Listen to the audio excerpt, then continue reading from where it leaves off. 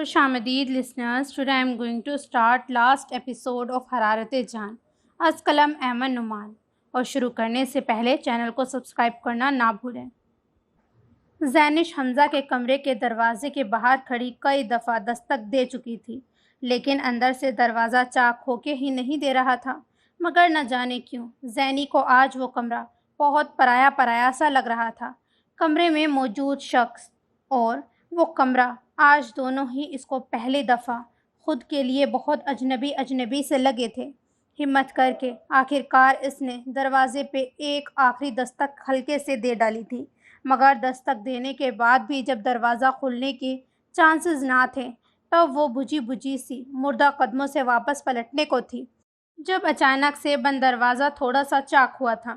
مگر زینی کے لیے بند دروازے کے وہاں ہونے کے بعد سامنے کا منظر ایسا تھا کہ وہ ساکت اپنی جگہ پر سنسی کھڑی رہ گئی تھی.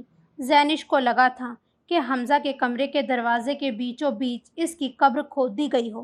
حریم نے دروازے پہ بار بار ہوتی دستک کی وجہ سے جلدی سے غسل لے کر دروازہ کھولا تھا. حمزہ کی نیند خراب ہو جانے کی وجہ سے بھی وہ فکر مند تھی، جبکہ زینی وہ تو بس حیرت میں گرفتار حریم کا دھلا دھلایا نکھرا سا سراپا دیکھ رہی تھی. زینش کو دروازے کے بالکل سامنے کھڑے دیکھ کر حریم کے چہرے پر خوف و تاریکی سی چھا گئی تھی. ایسا تو ہرگز بھی اس نے نہیں چاہا تھا. زینی نے ایک بھی لمحہ ضائع کیے بغیر کمرے کا بڑا ہوا دروازہ پوری قوت سے دھکیلا تھا. اس کے پورے وجود میں آگ سی بھر گئی تھی، اور کمرے کے اندر کا منظر دیکھنے کے بعد تو جیسے زینی کا دل اس کے سینے سے نکل کر قدموں میں آ گیا تھا. دل بیچارہ بے موت مر گیا تھا. عین سامنے جہازی سائز بیڈ پر وہ اوندھا لیٹا ہوا سو رہا تھا.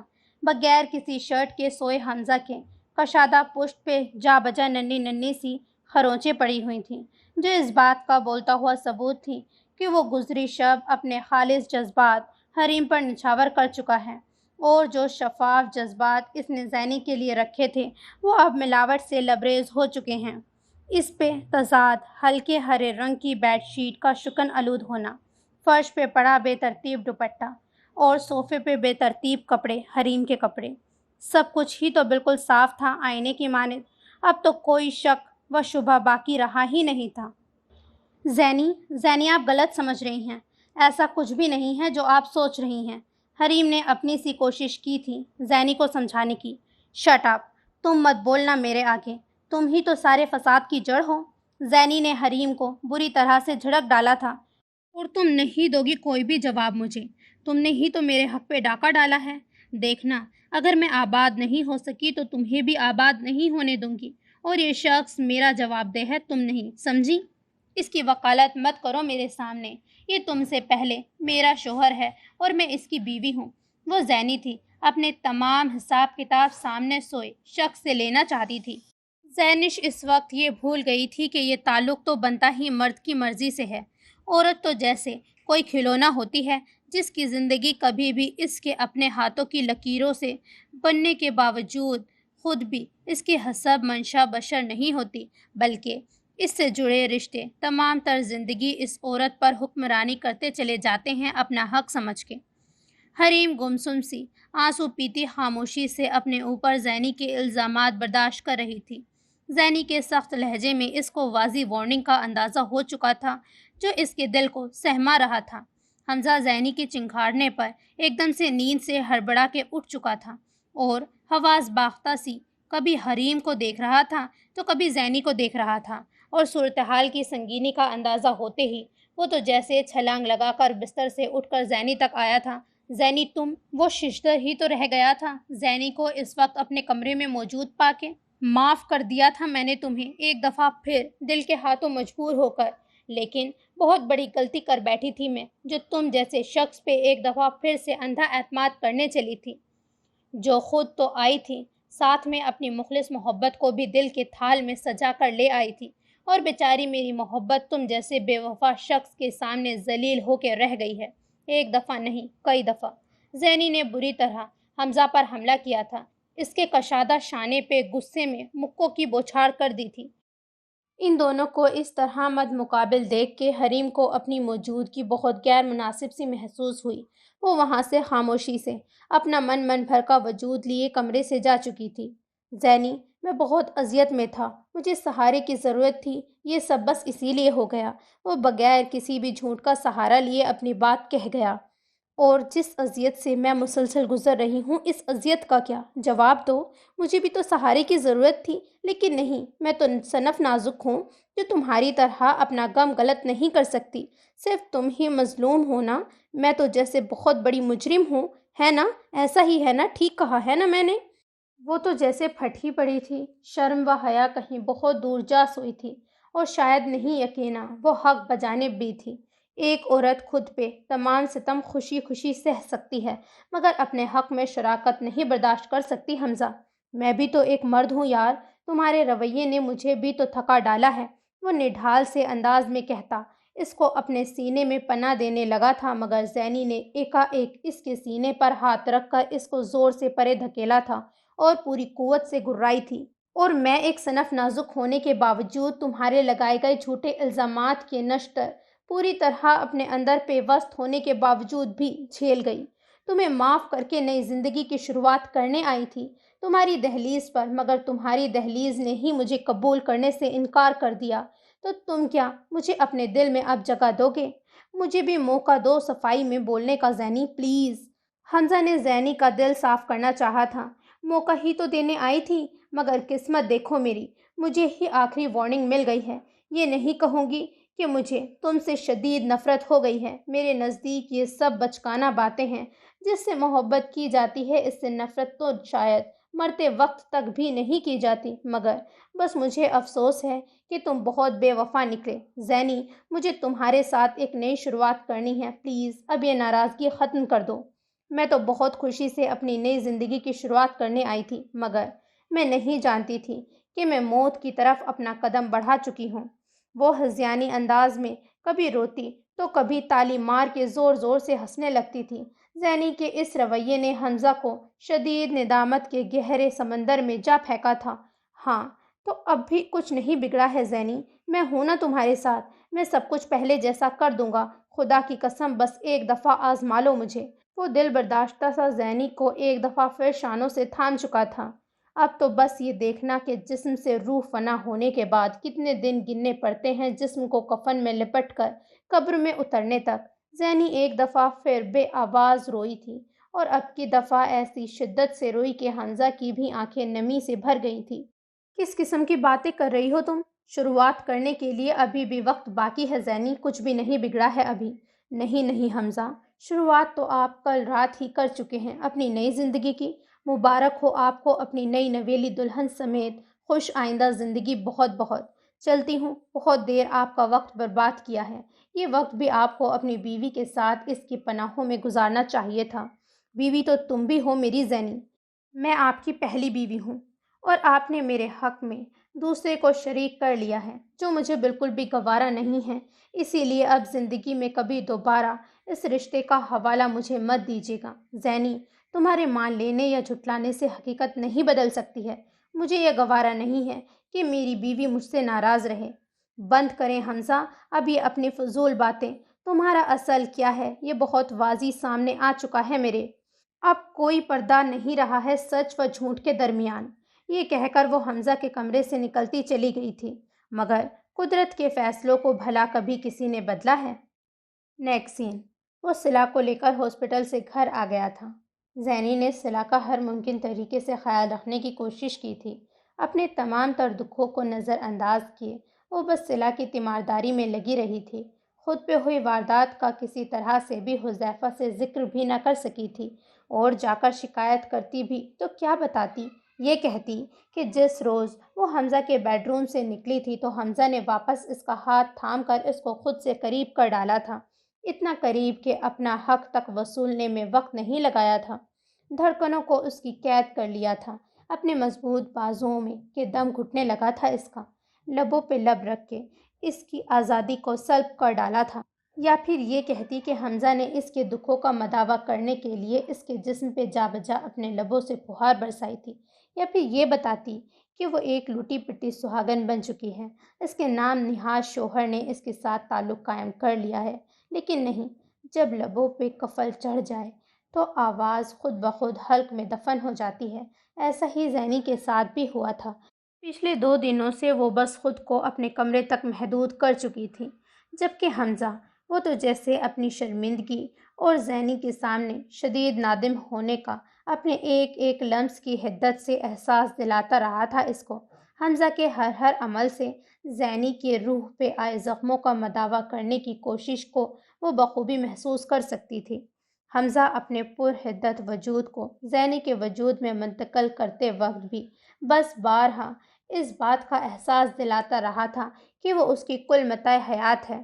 وہ زینی کو کچھ اس طرح سے خود میں سمو گیا تھا جیسے وہ کوئی بہت نازک سی گڑیا ہو جس کے ٹوٹنے کے ڈر سے وہ شدید خوف زدہ رہا تھا۔ مگر زینی، اس کی تو جیسے روح تک کھوکھلی ہو چکی تھی۔ اتنی محبت و توجہ حاصل کرنے کے باوجود بھی اس کا دل بالکل بنجر تھا۔ طبیعت کیسی ہے اب تمہاری؟ وہ زینی کے صلہ کو سوپ پلانے کے بعد بیڈ روم میں آیا تھا۔ صلہ آنکھیں بند کیے بستر پہ نیم دراز تھی، مگر حذیفہ کو دوسری طرف تکیے کا سہارا لیتا بیٹھا دیکھ کر صلہ ایک دم سے حواس باختہ سی ہو کے ایک دم سیدھی ہو کر بیٹھی اور چہرے پر آئی نمی کی پرواہ کیے بغیر اپنا دوپٹہ ادھر ادھر تلاش کرنے لگی تھی۔ کیا ہوا؟ کچھ چاہیے تھا؟ حذیفہ جانتے بوجھتے بڑی مشکل سے اپنی مسکراہٹ سمیٹ کر بولا تھا۔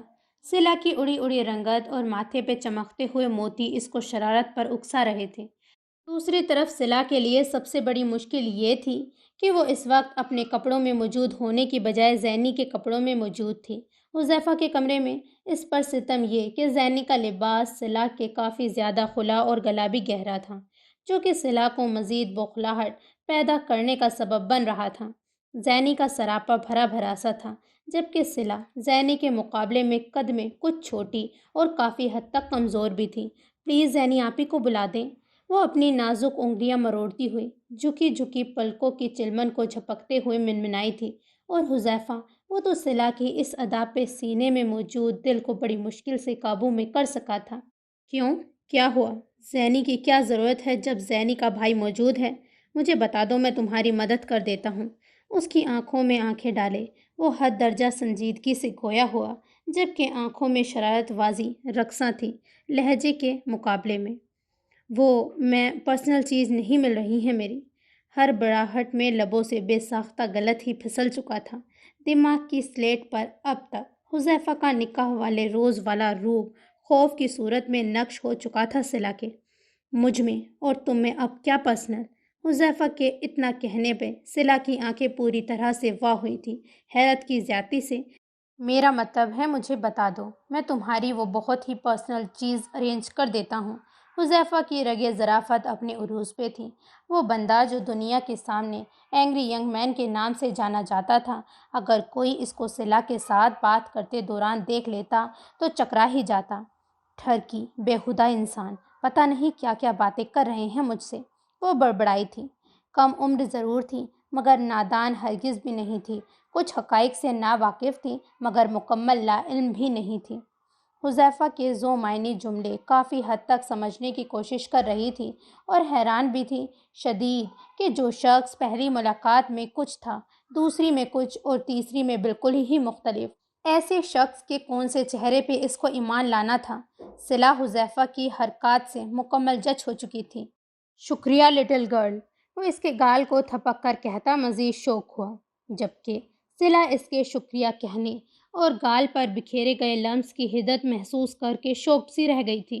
صلہ کی زیر لب کہی گئی بات وہ بخوبی نہ صرف سن چکا تھا بلکہ اخلاق کے تمام تقاضے بھی پورے کرتے ہوئے بدتیسی سی کی نمائش کر رہا تھا۔ صلہ ایک دم حذیفہ کی باتوں سے اور بولتی ہوئی آنکھوں سے گھبرا کر ہمت کر کے بیڈ سے اترنے کو تھی جب حذیفہ کے ہاتھ میں اس کی کلائی پکڑی جا چکی تھی۔ سر آپ پلیز اس قسم کی باتیں نہ کریں تو بہتر ہوگا، وہ خود میں اعتماد پیدا کرتی نحیف سی آواز میں گویا ہوئی تھی۔ حذیفہ کے ہاتھ پکڑنے پہ جیسے پورے جسم میں کرنٹ سا دوڑ گیا تھا اس کے۔ میں سمجھا نہیں، کس قسم کی باتیں؟ ذرا ڈیفائن کر دو تاکہ میں آئندہ اس قسم کی باتیں کرنے میں احتیاط برت سکوں۔ حذیفہ نے دل میں سوچا کہ میں اتنا چھچورا کیسے ہو گیا ہوں صلا کے سامنے۔ سر آپ شاید کچھ بھول رہے ہیں۔ وہ اپنی کلائی چھڑوانے کی کوشش کرتی ایک ایک لفظ چبا چبا کر گویا ہوئی تھی۔ کیا بھول رہا ہوں؟ میں تو کچھ نہیں بھول رہا ہوں۔ ویسے اگر تم کچھ بھول رہی ہو تو میں تمہیں بتا دیتا ہوں کہ تم اب میری بیوی ہو۔ تمہاری تمام پرسنل ضروریات کا خیال رکھنا اب مجھ پہ فرض ہے۔ وہ اس کے لفظوں کو اچک گیا تھا۔ بڑی بے باک نظروں سے اس کو دیکھتے ہوئے وہ کہہ رہا تھا، جبکہ صلا خواہ مخواہ اپنی شرٹ کا گلا بار بار برابر کرنے لگی تھی۔ اور یہی وہ لمحہ تھا جب حذیفہ کی نظر اس کی سراہی دار گردن پر بھٹک کر رہ گئی تھی۔ کیا ہوا ہے آپ کو؟ ایسے کیوں دیکھ رہے ہیں مجھے؟ صلا حذیفہ کی بھٹکتی ہوئی نظروں سے خائف ہو کے اپنی کلائی چھڑوانے کی ہر ممکن کوشش کر رہی تھی۔ بس تمہیں دیکھ کر تھوڑی سی شرارت کرنے کا دل کر رہا ہے۔ نظریں ہنوز حذیفہ کی صلا کے سراپے پہ الجھی ہوئی تھی اور بے ایمانی پہ اکسا رہی تھیں، اور وہ بار بار دھڑکنوں میں مچلتے ہوئے شریر دل کو سرزنش کر رہا تھا۔ میں کیا کوئی کارٹون ہوں جو مجھے دیکھ کر آپ کا شرارت کرنے کا دل کر رہا ہے؟ صلا کا دماغ بھگ سے اڑا تھا۔ بس نہیں چل رہا تھا کہ کسی جادوگر کی چھڑی سے یا تو خود کو حذیفہ کے سامنے سے غائب کر لے یا اس کو ہی کہیں چلتا کر دے، مگر دونوں ہی صورتوں پہ عمل پیر ہونا ناممکنات میں سے تھا صلا کے لیے۔ نہیں تو تم جادوگرنی ہو جس کی جادو کی چھڑی کہیں گم ہو گئی ہے، اور اب تم اس کو میرے بیڈ روم میں ڈھونڈنے کے لیے اتری ہو فلک سے۔ دو بدو جواب حاضر تھا، اور صلا وہ تو جیسے دھک سے ہی رہ گئی تھی۔ سامنے موجود بندہ کیسے اس کی سوچوں تک رسائی حاصل کر رہا تھا، یہ صلا کی سمجھ سے باہر تھا۔ یا بلکہ یہ بھی تو ہو سکتا ہے کہ تمہیں زمین پہ اتارا گیا ہے میرے لیے۔ صلا کے چہرے کے تاثرات ہی کچھ ایسے تھے کہ وہ ایک دفعہ پھر پٹری سے اترا تھا۔ دل تو کر رہا تھا کہ ایک ہلکا سا جھٹکا دے کر اس کو خود ہی پر گرا ڈالے۔ ہائے، مگر اگر وہ اپنی معصوم سی خواہش پہ عمل کرتا تو سامنے موجود ہستی اس کے وجیہہ چہرے کا حال بگاڑ دیتی، کسی جنگلی بلی کی طرح۔ اتنا تو حذیفہ کو اندازہ تھا کہ وہ کس قدر خرناٹ فطرت کی مالک ہے۔ انسان کتا پالے بلی پالے مگر غلط فہمی نہ پالے۔ وہ دانت پیس کے کہتی اب جھک کے آخری حربہ استعمال کرنے لگی تھی، جس پہ لمحوں میں بغیر وقت برباد کیے وہ برق رفتاری کا مظاہرہ کرتی ہوئی حذیفہ کے ہاتھ میں اپنے دانت کاٹ چکی تھی۔ اف، کتا بلی پالنے کی نوبت تو تب آئے گی نا جب تمہیں پال پوس کر بڑا کر دوں گا۔ صلا اپنا ہاتھ چھڑا کر ٹیرس میں جا چکی تھی، اور وہ بیچارہ اپنے ہاتھ پہ جمائے گئے دانتوں کے نشانات پہ ہی غور فکر کرتا رہ گیا تھا۔ سین چینج۔ بھائی، مجھے آپ اسپیشلائزیشن کے لیے ابروڈ بھیج دیں۔ یہ وہی جانتی تھی کہ کتنی مشکل سے کہہ پائی تھی۔ زینی، یہ تم کیا کہہ رہی ہو؟ تمہیں تو یہیں پر رہ کر اسپیشلائزیشن کرنی تھی نا؟ جی بھائی، بس اب میرا دل اٹھ گیا ہے ہر ایک چیز سے۔ زینی کا لہجہ بھرا گیا تھا۔ تم حالات سے فرار مانگ کر غلطی کر رہی ہو۔ مت چھوڑو اپنی جگہ زینی، اس طرح تو تم اس لڑکی کے لیے کھلا میدان چھوڑ رہی ہو۔ وہ تمہاری محبت پر قابض ہو جائے گی، حق جما لے گی اپنا۔ گڑیا، حالات ہمیشہ ایک سے نہیں رہتے، اور پھر جس زینی کو میں جانتا ہوں وہ تو ہر اچھے برے وقت کو اپنے مطابق چلانا جانتی ہے۔ حذیفہ نے نرمی سے زینی کو سمجھایا تھا۔ بھائی، کس حق کے لیے لڑوں؟ وہ حق جس پہ میرا حق تھا، یا وہ جس کو حمزہ پہلے ہی حریم کی جھولی میں پھولوں کی طرح ڈال چکا ہے، یا پھر وہ حق جو مجھے ملاوٹ کے بعد خیرات کی صورت میں ملا ہے؟ وہ ڈھکے چھپے لفظوں میں خود پہ گزری تمام تر واردات کہہ گئی تھی۔ تمہارا مطلب؟ حذیفہ ششدر سا زینی کو بری طرح بلکتا ہوا دیکھ کر بات کی اصل گہرائی تک جا پہنچا تھا۔ بھائی، بس اب میری ہمت جواب دے گئی ہے۔ اس سے زیادہ مجھ میں سہنے کی ہمت نہیں ہے۔ میرا دم گھٹ رہا ہے۔ مجھے زندگی خود پہ تنگ ہوتی محسوس ہو رہی ہے۔ مجھے لگ رہا ہے اس طرح میں گھٹ گھٹ کے ختم ہو جاؤں گی۔ پلیز بھائی، پلیز، مجھے یہاں سے، اس ماحول سے آزادی چاہیے۔ وہ بری طرح سے سسک رہی تھی اور حذیفہ کو جیسے گہری چپ نے آ لیا تھا۔ آپ مجھے میری خالہ جانی کے پاس بھیج دیجیے پلیز۔ لیکن جہاں تک مجھے یاد پڑتا ہے تمہاری امی کی تو کوئی بہن ہی نہیں تھی زینی۔ بھائی، آپ ٹھیک کہہ رہے ہیں، مگر امی کی ایک چچی زاد بہن تھی جو اکثر پاکستان آ کر ہمارے گھر میں آیا کرتی تھی، نصرت خالہ۔ نصرت؟ ہاں، نصرت آنٹی، وہی نا جن کا بیٹا احتشام بہت شرارتی ہوا کرتا تھا اور اس کے آتے ہی میں اپنا کمرہ لوک کر دیتا تھا۔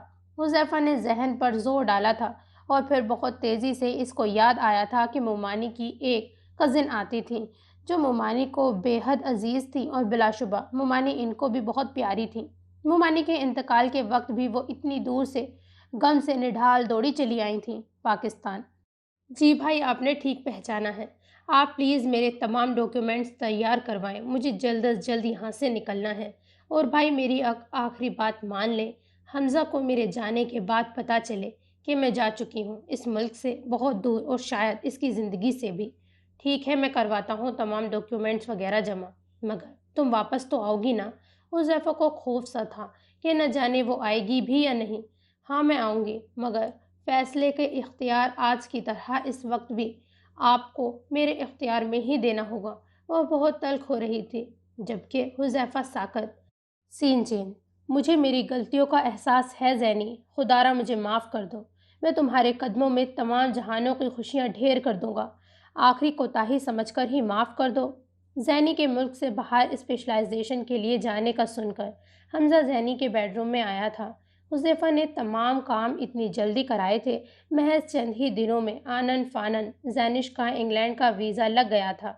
حذیفہ نے زینی کے والد کا بینک اسٹیٹمنٹ ہی اتنا اسٹرانگ شو کیا تھا، اور پھر جب خدا نے ہی قسمت میں زینی کے سفر مقرر کر دیا تھا تو کوئی چاہ کر بھی اس کو نہیں روک سکتا تھا۔ البتہ حمزہ کی آنکھوں میں آنسو تھے اور رات کے 3 بجے کی زینی کی فلائٹ۔ حذیفہ سے وہ بہت الجھا تھا کہ کیوں اس نے زینی کے اس قدر خاموشی سے تمام ڈاکیومنٹس تیار کروائے اور اس کو بتایا تک نہیں، اور اب جب اس کو اتنی بڑی بات حذیفہ نے بتائی تو وہ بھی محض زینی کے جانے سے چند گھنٹے قبل رات کے کھانے کے بعد۔ حمزہ کی چیخ و پکار کو ذرا برابر بھی خاطر میں لائے بغیر حذیفہ نے بڑے سخت الفاظ میں حمزہ کی طبیعت حرن کی تھی، بس چند الفاظ میں مبنی یہ بات کہہ کر کے زینی تمہاری بیوی ہے، لیکن تم نے اپنی من مانی کر کے اس کے دل میں نفرت خود پیدا کی ہے۔ اب تم اگر چاہتے ہو کہ زینی تمہارے لیے کچھ بہتر سوچ سکے تو اس کو وقت دو، وہ کچھ عرصے کے لیے ہی صحیح اس اذیت سے باہر نکل کر بہتر فیصلہ کرے گی۔ دوسری صورت میں اگر تم نے اپنے نام نہاد شوہر ہونے کا رعب زینش پہ ڈالا تو تم میرا آخری دیدار نہیں کر سکو گے۔ امید کرتا ہوں میری بات تمہارے ذہن میں بیٹھ چکی ہوگی، اور میں اپنی زبان کا کتنا پکا ہوں تم سے زیادہ کوئی نہیں جانتا۔ تم میرے بھائی ہو تو زینی میرے لیے میری اولاد ہے۔ میں بھائی سے تو منہ موڑ سکتا ہوں ایک وقت کو، لیکن اپنی اولاد سے نہیں، سمجھے تم؟ حذیفہ کا خشمگی و زہر انڈیلتا ہوا لہجہ ایسا تھا کہ حمزہ بغیر کچھ کہے اپنے نشست سے اٹھ گیا تھا۔ وہ سیدھا زینی کے کمرے میں بغیر کسی قسم کی دستک دیے داخل ہوا تھا۔ زینی اپنی پیکنگ میں مصروف تھی۔ حمزہ کو اس طرح اپنے بیڈ روم میں آ جانے پر صرف ایک نظر اس کو دیکھ کر واپس اپنے کام میں جٹ گئی تھی، لیکن اس ایک نظر نے حمزہ کی روح تک کو جھنجھوڑ ڈالا تھا۔ اس قدر نفرت تھی زینی کی آنکھوں میں حمزہ کے لیے کہ چہرے تو چہرہ، نگاہ بھی نفرت جھلکا رہی تھی۔ حمزہ، میں نے بھی غلطی کی ہے۔ زینی کے تاثرات پتھریلے تھے۔ کیا غلطی؟ تم کیوں ایسا کہہ رہی ہو زینی؟ تم سے محبت کی، یہی میری سب سے عظیم غلطی ہے جس کا خامیازہ میں بھگت رہی ہوں۔ زینی کی کہی بات حمزہ کی سانسیں روک سی گئی تھیں، وہ دم بخود رہ گیا تھا۔ زینی، زینی، لبوں سے سرگوشی میں ٹوٹتے بکھرے الفاظ میں زینی کا نام ادا ہوا تھا۔ دل تھا کہ اس کا بس اب بند ہو جاتا کہ تب بند ہو جاتا۔ ہاں حمزہ، تمہاری جان کی قسم کھا کر کہتی ہوں کہ تم سے محبت کرنا بہت بڑی نادانی تھی میری۔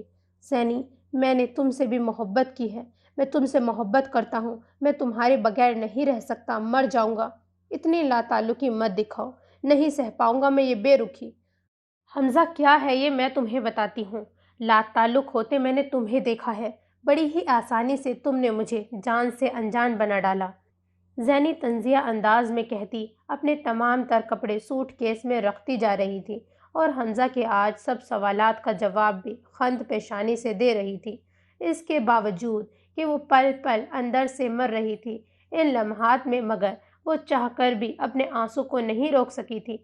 میں نے اپنی محبت کو ثابت کرنے کے لیے بہت کچھ کیا، لیکن تم نے میرا دل توڑا، میرا محبت پر سے اعتماد اٹھ گیا ہے۔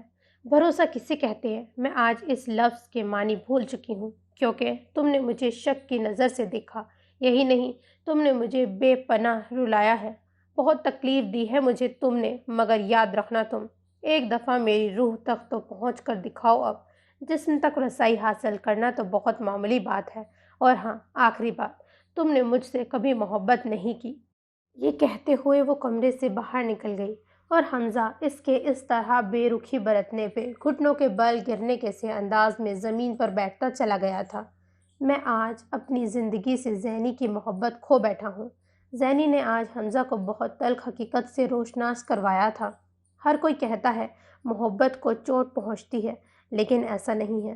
سچ ہے تنہائی سے تکلیف ہوتی ہے، مسترد ہونے سے تکلیف ہوتی ہے، اور کسی کو کھونے سے تکلیف ہوتی ہے۔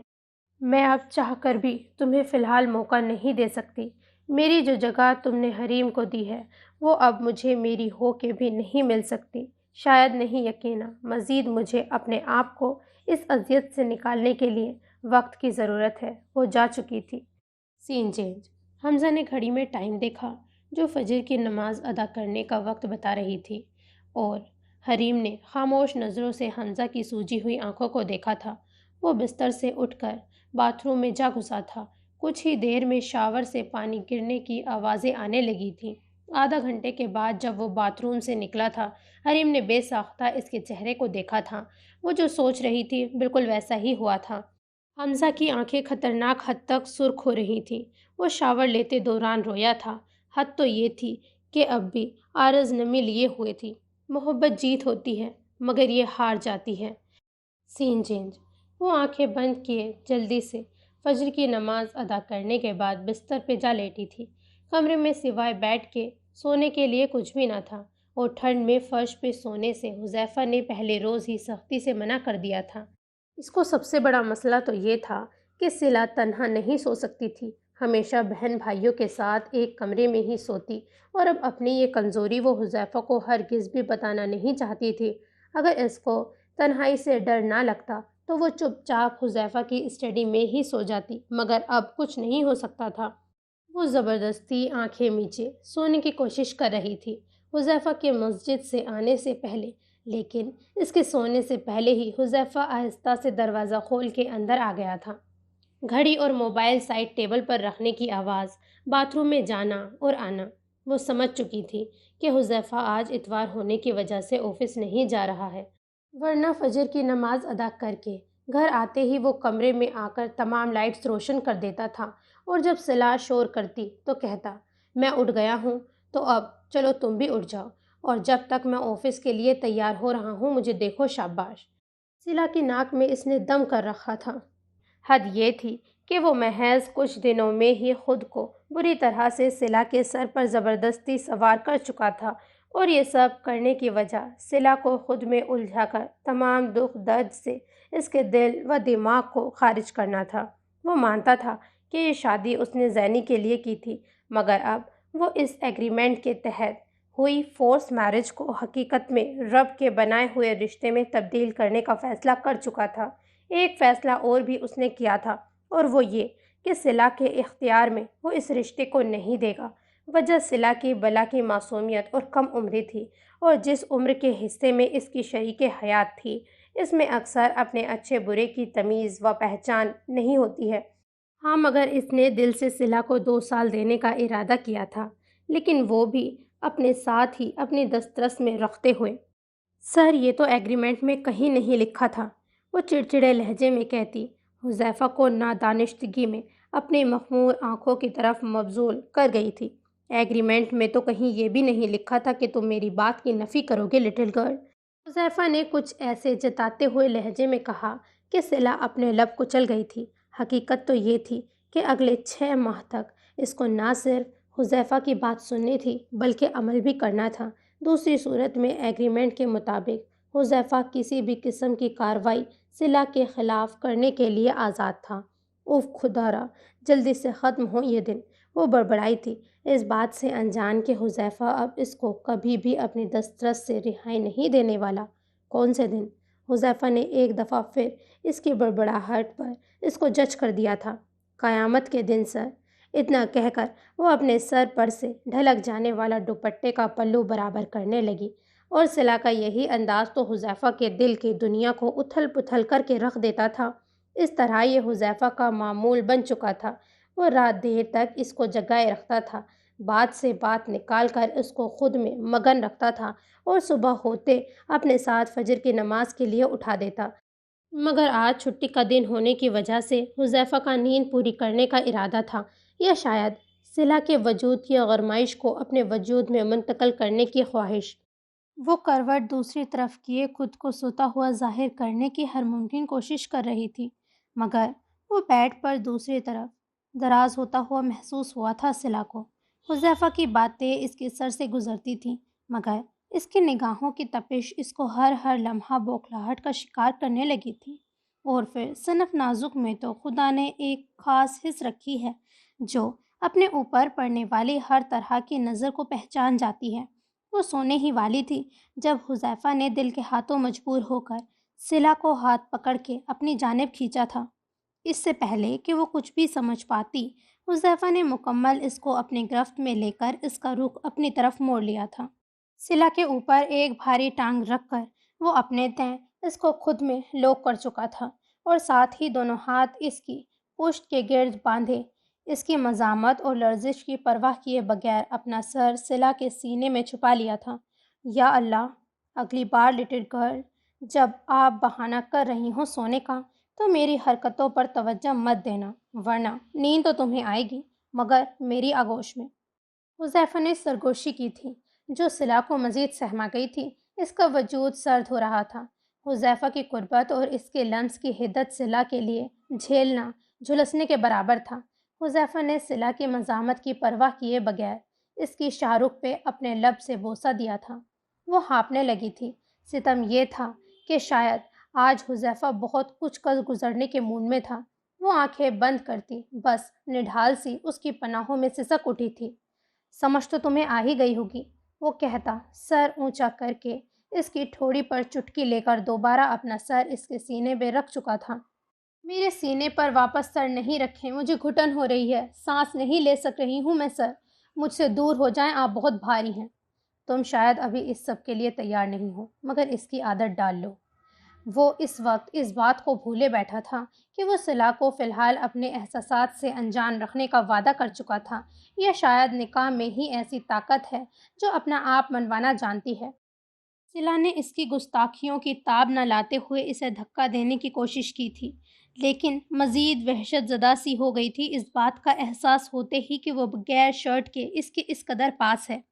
صلہ نے لاشعوری طور پر حذیفہ کے سینے پہ رکھا ہوا اپنا ہاتھ پیچھے کھینچ لیا تھا اور سسکی بھری تھی، آپ شرٹ لیس ہیں سر، براہ کرم شرٹ پہنیں۔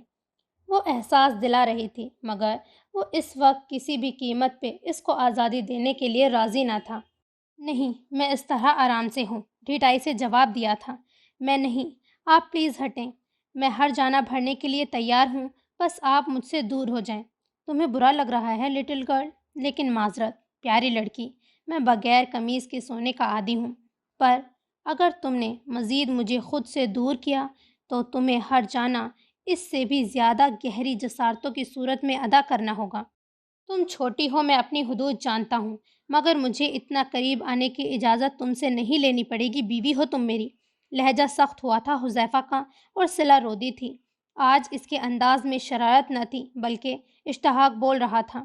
بس چپ ہو جاؤ صلہ، اب کچھ کہا نہ اور سو جاؤ بس، ورنہ میں فی الحال تو ادھر ہی بریک لگا رہا ہوں، اگر ٹر کی تو بہت کچھ کر ڈالوں گا جو شاید تمہاری سوچ تو کیا وہم و گمان تک میں نہیں ہوگا، سختی سے کہا تھا۔ میرا منہ بند ہے اب۔ وہ اس وقت خوف زدہ تھی، حذیفہ سے شدید، اور دل ہی دل میں ایک کمزور سا فیصلہ کر چکی تھی۔ فجر کے بعد جب وہ حذیفہ کی زبردستی پہ سوئی تھی تو ایسی مدہوش ہوئی کہ ہر غم سے بے نیاز، پرستان کسی حسین وادیوں کی سحر کا سا احساس ہوا تھا جو اس کے دل کو پرسکون کر گیا تھا، اور وہ دن چڑھے 12 بجے کے قریب جاگی تھی، وہ بھی جب حذیفہ کی گمبھیر آواز نے اس کے کانوں کی لو کو سانسوں کی حدت سے سنا اور محسوس کیا تھا۔ صلہ تب بھی یہی سمجھی تھی کہ وہ پرستان میں ہے اور کوئی شہزادہ اس کو سفید گھوڑے پہ سیر کروانے کے لیے بلا رہا ہے، لیکن ایکائک اپنے کان کی لو پر کسی کا کاٹنا یا کچھ چبھنا صلا کو ہڑبڑا کے اٹھنے پہ مجبور کر گیا تھا۔ مندی مندی آنکھوں سے بوکھلا کر ارد گرد کا جائزہ لیتی، اپنے حواس برابر ہوتے ہی صلا گڑبڑا کے اٹھنے ہی لگی تھی، لیکن کان پر اپنے عجیب درد سا محسوس کر کے وہ بخوبی سمجھ گئی تھی کہ ماجرا کیا ہے۔ اس کے بالکل قریب بیڈ پہ دراز شخص اپنا کام انجام دے چکا تھا، یعنی حذیفہ نے صلا کے کان کی لو کو کاٹا تھا۔ اب صلا کے حیران پریشان نگاہوں سے خود کو تکتا دیکھ کر ایک منہ اچکا کر کے چہرے پہ جبراً سخت مہری طاری کیے اسے سوالیہ نظروں سے صلا پر مرکوز کر کے، جیسے صلا نے کوئی بہت بڑا گناہ سر انجام دے ڈالا ہو۔ لٹل گرل، اگر صبح ہو گئی ہو تو میرے اور اپنے لیے ناشتہ بنا کر لے کر آؤ۔ بس ابھی لائی سر۔ میں تمہیں ایک شرط پہ اس بیڈ سے اور اپنے قریب سے اٹھنے کی اجازت دوں گا۔ شرط؟ کیسی شرط؟ صلا نظریں چرا گئی تھی حذیفہ کو دیکھ کر، جو ابھی بھی شرٹ سے بے نیاز صلا کا سر اپنے بازو پر رکھے اس کے لبوں کو فوکس کیے ہوئے تھا۔ فیصلہ کرنے کے بعد تو وہ مزید صلا کو خود سے قریب تر رکھنے کی تدابیریں کر رہا تھا۔ تم مجھے آج کے بعد سر کے بجائے حذیفہ کہا کرو گی۔ وہ صلا کے چہرے پر جھکا، اس کا سر اسمیہ تاثر سے لطف اندوز ہو رہا تھا۔ مگر سر، لٹل گرل، اگر تم نے ایک دفعہ اور سر کہا تو تمہارے ان لبوں سے کچھ اس طرح حذیفہ کہلواؤں گا جس کے بعد تم میرے سامنے آنے سے پہلے خود کو عبایا میں لپیٹ کر آنا پسند کرو گی۔ مگر سر نہیں حذیفہ۔ صلا کا اٹک اٹک کے یہ کہنا تھا کہ حذیفہ نے بے ساختہ اس کو خود میں سمیٹ لیا تھا اور کئی لمحوں تک اس کو خود میں بھیجے اس کی دھڑکنوں کے زیر بم کو سنتا رہا تھا۔ مگر جب صلا کے سرد وجود میں لرزش محسوس کی تو وہ ایک دم اپنے منظور ہوتے جذبات پہ لگام ڈال گیا اور بغیر کچھ کہے صلا کو اپنی پناہ سے آزادی فراہم کی۔ وہ اس کو لمحے میں پشت سے تھام کر بیڈ سے اتار کر زمین پہ اس کو اس کے قدموں پہ کھڑا کر چکا تھا۔ مطلب تو اب تمہاری عقل میں سمجھ آ گیا ہوگا، ہے نا لٹل گرل؟ آئندہ بولنا حذیفہ مجھے، اور اگر نہیں کہو گی تو تمہیں سزا ملے گی۔ حذیفہ اس کے پسینے سے شرابور وجود سے نظریں نہیں ہٹا پا رہا تھا، اور صلا، وہ تو جیسے حذیفہ سے خوف زدہ ہو چکی تھی بری طرح، آزادی ملتے ہی جلدی سے باتھ روم میں غائب ہو گئی تھی۔ پیچھے سے اس کو حذیفہ کا فلک شگاف کہکا باتھ روم تک سنائی دیا تھا۔ وہ باتھ روم کا دروازہ اچھی طرح بند کر کے دروازے سے پشت لگائے اپنی سانسوں کو ہموار کرنے کی کوشش کر رہی تھی۔ زینی کے جانے کے بعد صلا نے خود بخود گھر کی ذمہ داری سنبھال لی تھی، ساتھ ہی کبیر کو بھی خود کھانا کھلانا اور اس کی ہر ایک چیز کا خیال رکھنا اس نے اپنے ذمے لگا لیا تھا۔ اس طرح اس کو لگتا کہ وہ اپنے بہن بھائیوں سمیت حذیفہ پہ بوجھ نہیں بن رہی ہے۔ وہ بالکل دانی اور جفا کی طرح کبیر کے لیے حساس ہو چکی تھی۔ جفا اور دانی کا حذیفہ نے اعلیٰ اور معیاری اسکول میں ایڈمیشن کرا دیا تھا اور ساتھ ہی صلا کو کالج جانے کی بھی سختی سے وارننگ دے دی تھی۔ صلا فی الحال تو ہفتے میں 1-2 دن ہی کالج جاتی تھی اور اپنی ایک دوست سارا سے کام لے کر آ جاتی تھی، جو کہ حذیفہ کے گھر کے برابر میں ہی رہا کرتی تھی۔ اس طرح صلا کو گھر اور اپنی تمام تر ذمہ داریاں پوری کرنے میں کوئی خاصی مشکل درپیش نہیں آ رہی تھی۔ کل وہ جب کالج گئی تو ڈرائیور کی گاڑی کا ٹائر پنچر ہونے کے بعد وہ نہ آ سکا۔ صلا پریشانی سے راہ تکتی رہی ڈرائیور کی، لیکن وہ جب کافی دیر تک نہ آیا تو سارا نے اس کو گھر ڈراپ کرنے کی ضد کی اور زبردستی اس کو لیے سامنے موجود گاڑی میں آ گئی تھی۔ سارا کو اس کا بڑا بھائی زیب لینے آیا تھا۔ زیب اچھا خاصا فرینڈلی لڑکا تھا اور اپنی باتوں سے آدھے راستے تک ہی وہ صلا کو مسکرانے پر مجبور کر گیا تھا۔ یہی نہیں، زیب نے صلا کو اپنی اکیڈمی میں ٹیچنگ کرنے کی بھی آفر کر ڈالی تھی، جو صلا نے اس وقت تو بڑی سہولت سے منع کر دی تھی، مگر اب جب حذیفہ کی بڑھتی ہوئی وارفتگی اور عجیب و غریب حرکات و باتیں اس کو یہ فیصلہ کرنے پہ مجبور کر گئی تھی کہ اس کو کم از کم اپنے بہن بھائیوں کا خرچہ خود اٹھانا چاہیے۔ وہ حذیفہ کی تابع تھی مگر اس کے بہن بھائی نہیں، اور زیب نے تو ویسے بھی 15 سے 18,000 ماہانہ دینے کی بھی آفر کی تھی، جو کہ صلا کے نزدیک بہت تھے۔ مگر وہ اتنا بھول گئی تھی کہ زیب کیسے ایک میٹرک پاس لڑکی کو، وہ بھی اپنی ناموار اکیڈمی میں ٹیچنگ کی آفر کر سکتا ہے، وہ بھی تب جب وہ کالج کی بھی بالکل فریش طالبہ میں سے تھی۔ مرد کی کرم نوازیاں خواہ مخواہ نہیں ہوتی۔ اور ہر مرد حذیفہ کی طرح بھی نہیں ہوتا۔ کدھر چلی لٹل گرل؟ وہ ناشتے کے برتن سمیٹ کر جلد از جلد کمرے سے یا پھر حذیفہ کی پرتپش نظروں سے فرار حاصل کرنے کے لیے کمرے سے نکلنے پر تول رہی تھی۔ آج اتوار کے دن لگتا تھا جیسے حذیفہ نے پورے دن ہی کمرے میں رہنے کا عہد کر لیا تھا۔ وہ بظاہر ناشتہ کرنے کے بعد لیپ ٹاپ اٹھا کر صوفے پر ہی نیم دراز ہو گیا تھا، لیکن دماغ اور نگاہیں اسے اپنی لٹل گرل پر ہی تھی۔ جی برتن لے کر جا رہی ہوں کچن میں، اور رات اور دوپہر کے کھانے کا انتظام کرنا ہے۔ سرا نے جلدی تفصیل سے بات کہی تھی۔ اب تو اس کے دل میں ڈر بیٹھ گیا تھا، حذیفہ کی صلاح کے لیے منتخب کردہ سزا کے بارے میں سوچ کے ہی اس کے پورے وجود میں جھرجھری سی دوڑ جاتی تھی۔ ٹھیک ہے، برتن رکھ کر واپس آؤ لٹل گرل، حذیفہ نے لب دبا کر جملہ ادھورا چھوڑا تھا۔ لیکن کیوں؟ کوئی کام ہے؟ صلا کے دل میں وہم نے سر اٹھایا کہ کہیں اس نے دوبارہ کوئی غلطی تو نہیں کر دی۔ اس جیسی پر اعتماد لڑکی جو اپنی عمر سے زیادہ سمجھدار تھی، حذیفہ کی باتوں سے الجھ کر اب ہر پل اس کی موجودگی میں گڑبڑاہٹ کا ہی شکار رہتی تھی۔ اور حذیفہ وہ تو صلا کی اس ادا پہ اپنا خالص دل اس کے نام کر چکا تھا۔ اف، یہ محبت کیا کیا نہیں کرواتی ہے انسان سے، وہ سوچ کے خود ہی مسکرایا اور صلا کی طرف متوجہ ہوا، جو اب نماز کے انداز میں دوپٹہ باندھے حذیفہ کی نگاہوں سے بچنے کی اپنے تئیں تمام تر تدابیریں کر چکی تھی۔ ہاں، بہت اہم کام ہے تم سے، بلکہ میرے تو اب مطالبے تم سے ہی پورے ہونے ہیں لٹل گرل۔ پھر آنکھوں میں شرارت جاگی اور لبوں سے حذیفہ کے پھر زومائنی جملوں کی آتش بازی شروع ہو گئی تھی، اور وہ بیچاری ایک دم اپنی نگاہوں کا رخ موڑ گئی۔ اچھی بات، لٹل گرل تو تم ہو، مگر اتنی بھی نہیں۔ وہ خود پہ حیران تھا، ایک کے بعد دیگر ریپڈ فائر کرنے پہ، یا پھر صلا کے چہرے کے پیارے سے حیا سے لبریز تاثرات اس کو بہت اچھے لگنے لگے تھے۔ ایک خواہش بڑی شدت سے حذیفہ کے دل میں جاگی تھی کہ صلا تعمر اس سے اسی طرح شرمائے، گھبرائے اور اس کی کہیں انکہیں پہ نگاہیں جھکائے۔ حذیفہ پلیز کام بتائیں، مجھے کچن میں بھی جانا ہے۔ انگلیوں کو مروڑتی، لبوں کو بے دردی سے کچلتی، آخر کار بے بسی سے رو دینے کو تھی۔ میرا نام لیا تم نے لٹل گرل، میں خوش ہوا۔ اب جلدی سے یہ ٹرے میڈ کو دو، اور تم آج ڈنر اور لنچ کی فکر مت کرو۔ کبیر کو اس کی کیئر ٹیکر سنبھالے گی، اور دفعہ اور دانی کو حریم اپنے ساتھ لے کر گئی ہے آؤٹنگ کے لیے۔ بچے گھر میں بور ہو رہے تھے، اسی لیے حریم کی اجازت طلب کرنے پر مجھے جو بہتر لگا میں نے کیا ہے، اور ہم دونوں ڈنر ہو سکتا ہے آج باہر کریں۔ اب تم میری الماری ٹھیک کرو جلدی سے، اور میرے ان تمام ضروریات کا خیال تم بن کہے رکھا کرو گی آئندہ، ورنہ سزا نہیں دیں، میں کر دیتی ہوں، بس تھوڑی دیر رکیں، سب ٹھیک کر دوں گی۔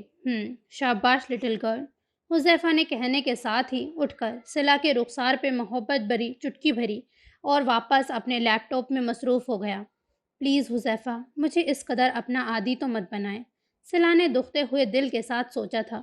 عجیب سی کیفیت سے دو چار تھی وہ، جو فی الحال اس کی خود کی سمجھ سے باہر تھی، مگر جو بھی تھا، اس نے ایک بات بڑی شدت سے محسوس کی تھی کہ حذیفہ کے چھونے سے اسے برا نہیں لگتا تھا، پتہ نہیں کیوں، لیکن سمیر کے صرف ہاتھ پکڑنے پر ہی وہ عجیب بلکہ بہت ہی زیادہ برا محسوس کرتی تھی۔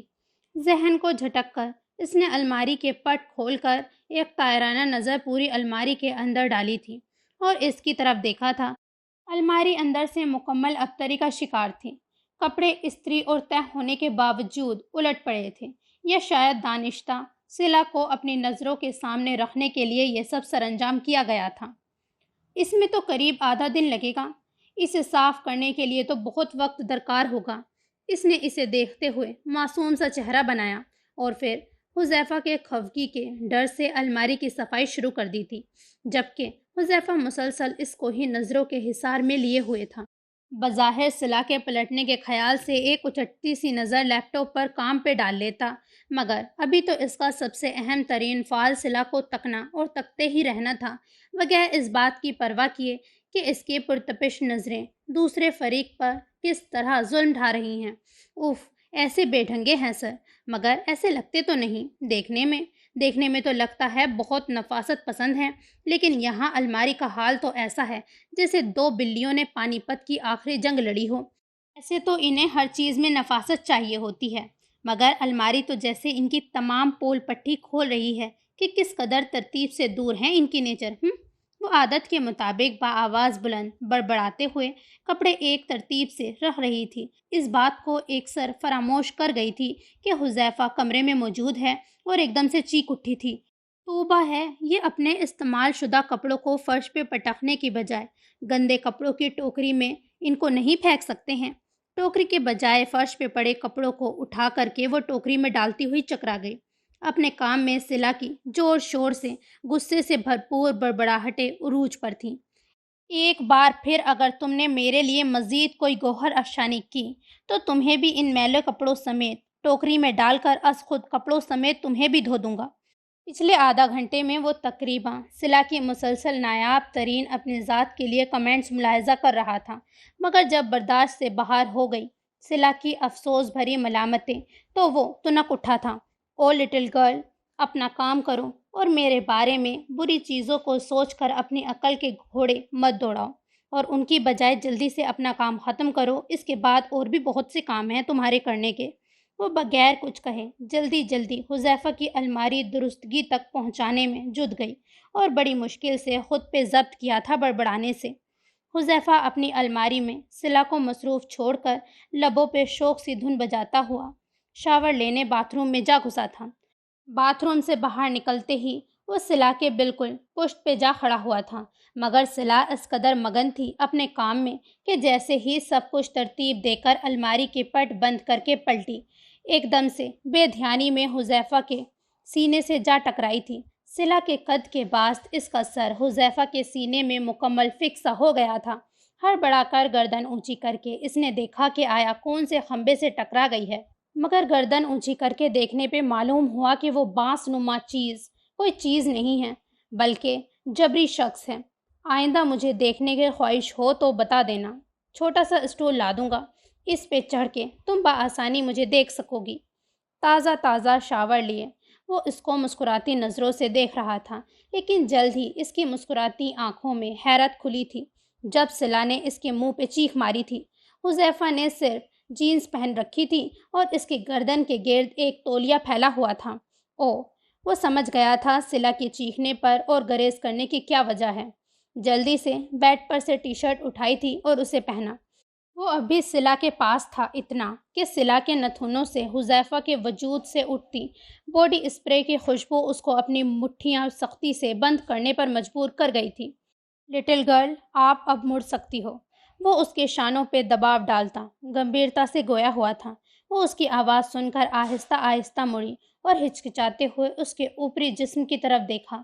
حذیفہ لبوں پہ مسکراہٹ لیے اس کی جھجک کو انجوائے کر رہا تھا۔ سنیں، آپ پلیز بغیر شرٹ کے میرے سامنے مت آیا کریں، یہ غلط ہے، اچھی بات نہیں ہوتی ہے۔ میری ماما جان تو دانی کو بھی کبھی بغیر شرٹ کے ہم بہنوں کے سامنے نہیں آنے دیا کرتی تھی۔ صلہ کی زبان میں ایک دفعہ پھر کھجلی ہوئی تھی۔ لٹل گرل، تمہاری معلومات کے لیے عرض ہے کہ میں نے کپڑے پہن رکھے تھے اور مجھے عادت ہے اپنے روم میں اس طرح گھومنے کی، اور واقعی مجھے تمہیں دکھانے میں کوئی دلچسپی نہیں ہے میرے سکس پیک والی کثرتی و انتہائی ہوٹ جسم۔ حذیفہ نے بے رخی سے پر لہجے میں مغرور تاثر کا سہارا لیا۔ اس کو صلہ کو چھیڑنے میں مزہ آتا تھا۔ اوہ حذیفہ، آپ بے شرم ہیں بہت، کوئی کیسے اتنا آؤٹ اسپوکن ہو سکتا ہے؟ یہ محض وہ دل میں سوچ سکی تھی، کہنے کی جرت نہ کر سکی۔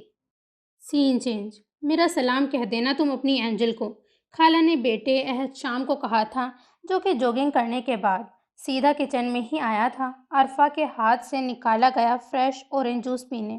یہ اس کا روز کا معمول تھا۔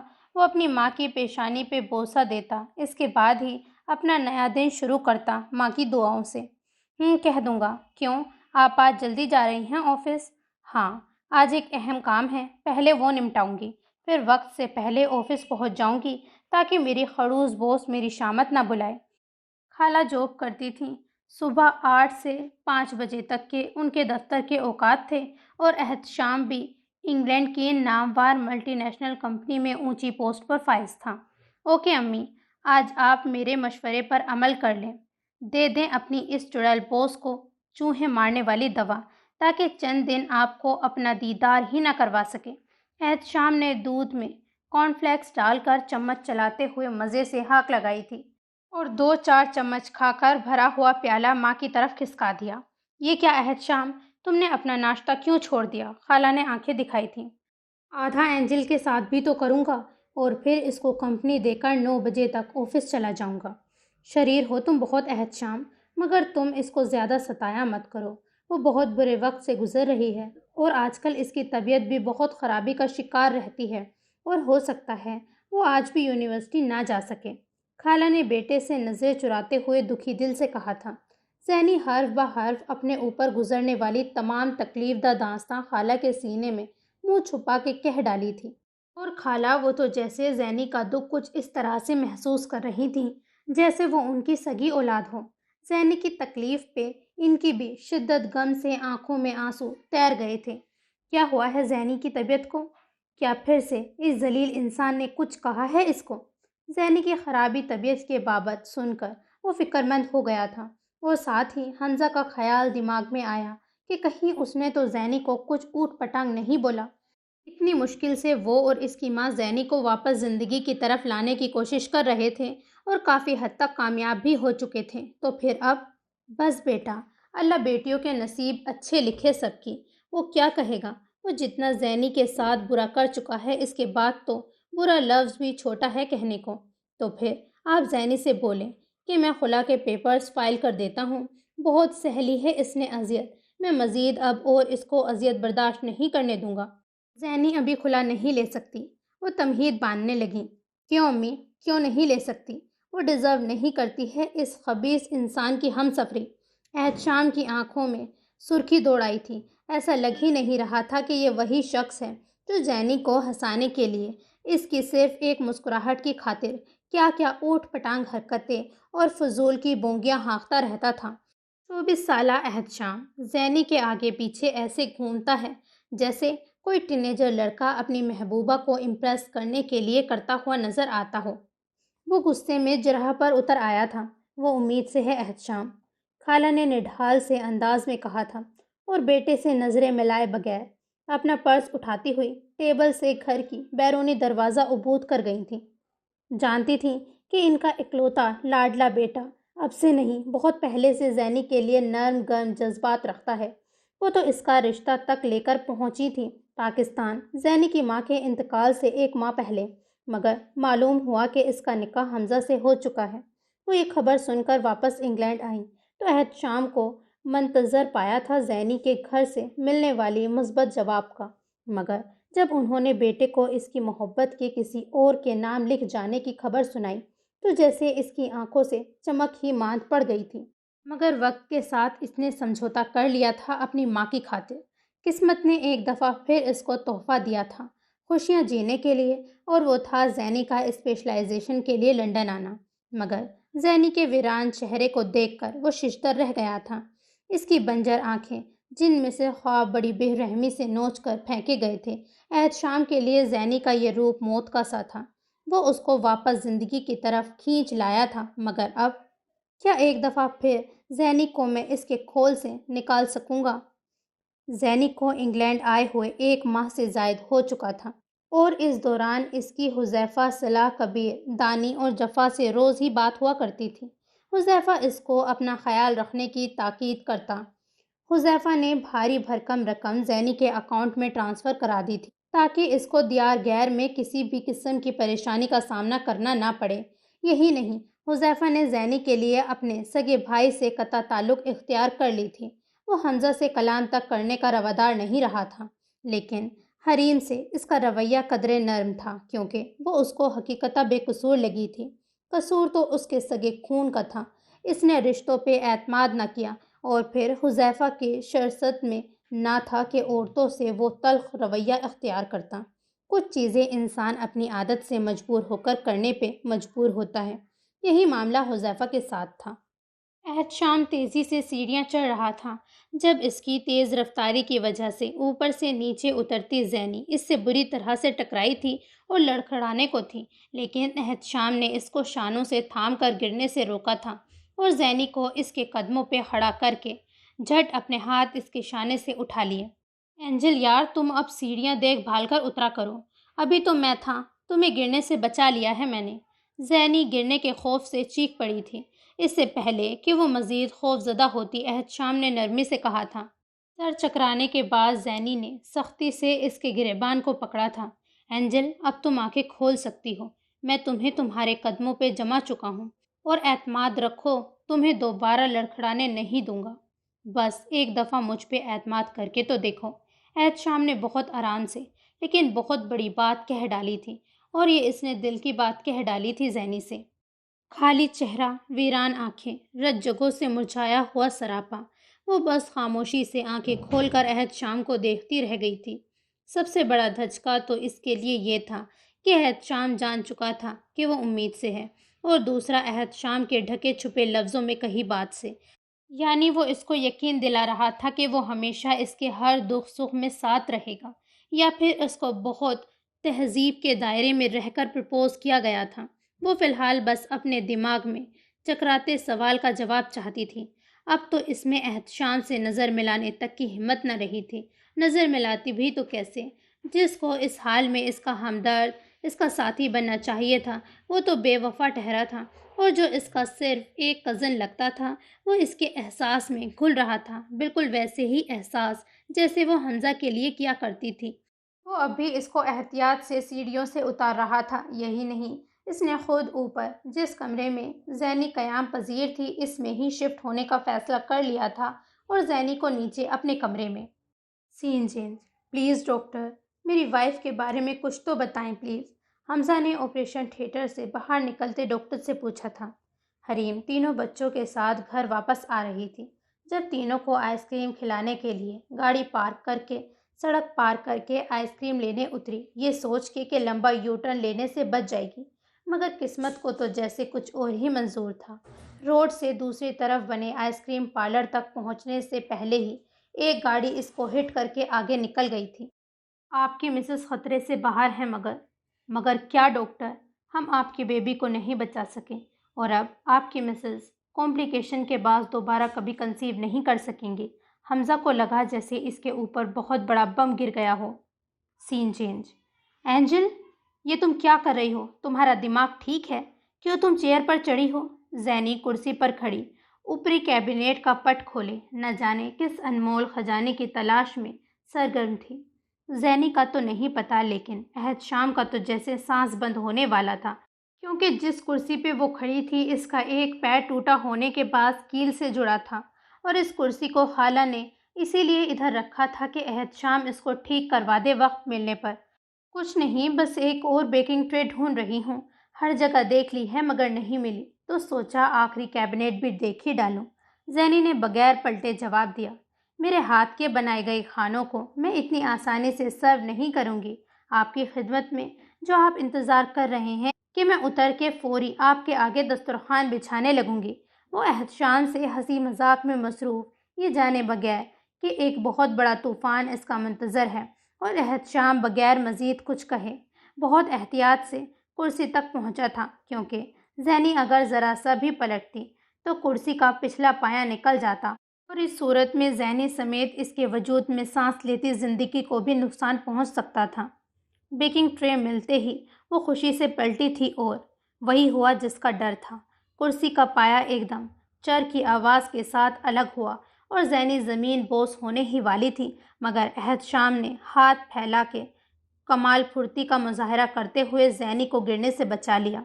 وہ ایک دم ہانپ گئی، صدمے اور خوف سے اس کی آنکھیں وحشت زدہ سی ہو گئی تھیں۔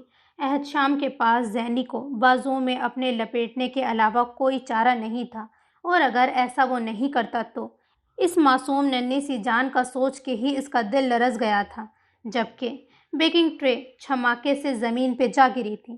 زینی، اپنا نہیں تو کم سے کم اس معصوم زندگی کا ہی خیال کر لیا کرو۔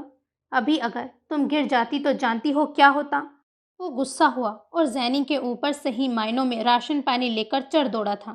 اسی لیے تو خود کو مصروف رکھنے کی کوشش کر رہی ہوں تاکہ یہ ننھی سی جان پنپ سکے، اسی لیے تو خوش رہنا چاہتی ہوں تاکہ میرے آنسوؤں کو پرچھاوا اس کے اوپر ہرگز نہ پڑ سکے۔ وہ کھوئے کھوئے لہجے میں احتشام کے سامنے اپنا دل ہلکا کر رہی تھی، اور وہ ایک دم خاموش ہو گیا تھا۔ چند لمحوں قبل والا غصہ جھاگ کی طرح بیٹھ گیا تھا۔ اس کے سبھی چہرے پر آنکھوں تلے کالے سیاہ حلقے اس بات کی گواہی دے رہے تھے کہ وہ کس قدر ذہنی تناؤ کا شکار ہے۔ احتشام نے تعصب سے زینی کو دیکھا اور خود بخود اپنا غصہ ٹھنڈا ہوتا ہوا محسوس کیا۔ وہ اچھی طرح سمجھ رہا تھا زینی کے بظاہر مطمئن نظر آنے والے چہرے کے پیچھے کتنی اذیت رقم تھی، کتنے ہی رت جگے، اور اس سے کہیں زیادہ اپنی کم مائگی کا دکھ۔ اس ذہنی کی قوت برداشت پر حیرت زدہ تھا کہ وہ ایسا کیسے اب تک جھیل رہی ہے۔ کیوں نہیں کرتی ہے وہ حمزہ سے دو ٹک بات؟ زینی، تم اپنی نیند لو، میرا مطلب ہے کہ تم اپنا خیال رکھو، دن بدن کمزور ہوتی جا رہی ہو۔ لیکن تمہیں خود سے کیا پرواہ ہے؟ وہ تلخ ہوا تھا۔ تو تم بھی میری پرواہ کرنا چھوڑ دو احتشام۔ میں جس کی پرواہ کرتا ہوں وہ میرے لیے مجھے اپنی جان سے بھی زیادہ عزیز ہے۔ احتشام زینی پہ یہ آشکار کر چکا تھا کہ وہ اس سے محبت کرتا ہے، اور اب سے نہیں، بہت پہلے سے، اور زینی خاموش ہو گئی تھی۔ فیصلہ کرنا اتنا آسان نہیں تھا، اور ایسے وقت میں جب وہ خود پیروں تلے جنت کو اپنے جن رہی تھی۔ صلہ سے اس کو پتہ چلا تھا حریم کی محرومی کے متعلق، لیکن وہ یہ سب سن کے شدید دکھی ہوئی تھی۔ قصور کس کا تھا اور سزا کس کو ملی تھی؟ سین چینج۔ حذیفہ نے ڈرائیور سے دریافت کیا کہ صلہ کہاں ہے، اور ڈرائیور کے جواب پہ تو وہ سن ہی رہ گیا تھا اور سیدھا بغیر ڈرائیور کے اکیڈمی جا پہنچا تھا، جدھر سے صلہ کلاس لے کر باہر ہی نکل رہی تھی۔ حذیفہ کو ڈرائیور کی جگہ دروازے کے باہر گاڑی میں موجود پا کر وہ سہم گئی تھی۔ اپنی متوقع شامت کا سوچ کر وہ چپ چاپ گاڑی کا دروازہ کھول کر بیٹھی۔ شدید خوف زدہ تھی حذیفہ سے۔ کس سے پوچھ کر تم نے اکیڈمی میں جاب کی ہے؟ حذیفہ نے کرختگی سے دریافت کیا اور گاڑی اسٹارٹ کر کے مین روڈ پہ دوڑانے لگا۔ بس میں دانی اور وفا کے لیے وہ نظریں ملائے بغیر حقیقت بیاں کر گئی تھی۔ دانی اور وفا کے لیے میں زندہ ہوں، تمہیں ان کی فکر میں گھلنے کی ضرورت نہیں ہے، سمجھی؟ وہ ایک ایک لفظ چبا چبا کے بولا تھا۔ ابھی صلہ مزید کچھ کہتی کہ اس کا موبائل بج اٹھا، جو کہ حذیفہ نے اسکرین پہ جگمگ نمبر کو دیکھ کر فوری صلہ کے ہاتھ سے جھپٹا تھا اور کال اٹھائی۔ صلہ ڈیئر، کہاں ہو تم؟ کیا گھر چلی گئی ہو؟ مجھ سے مل کر تو جاتی کم از کم یار۔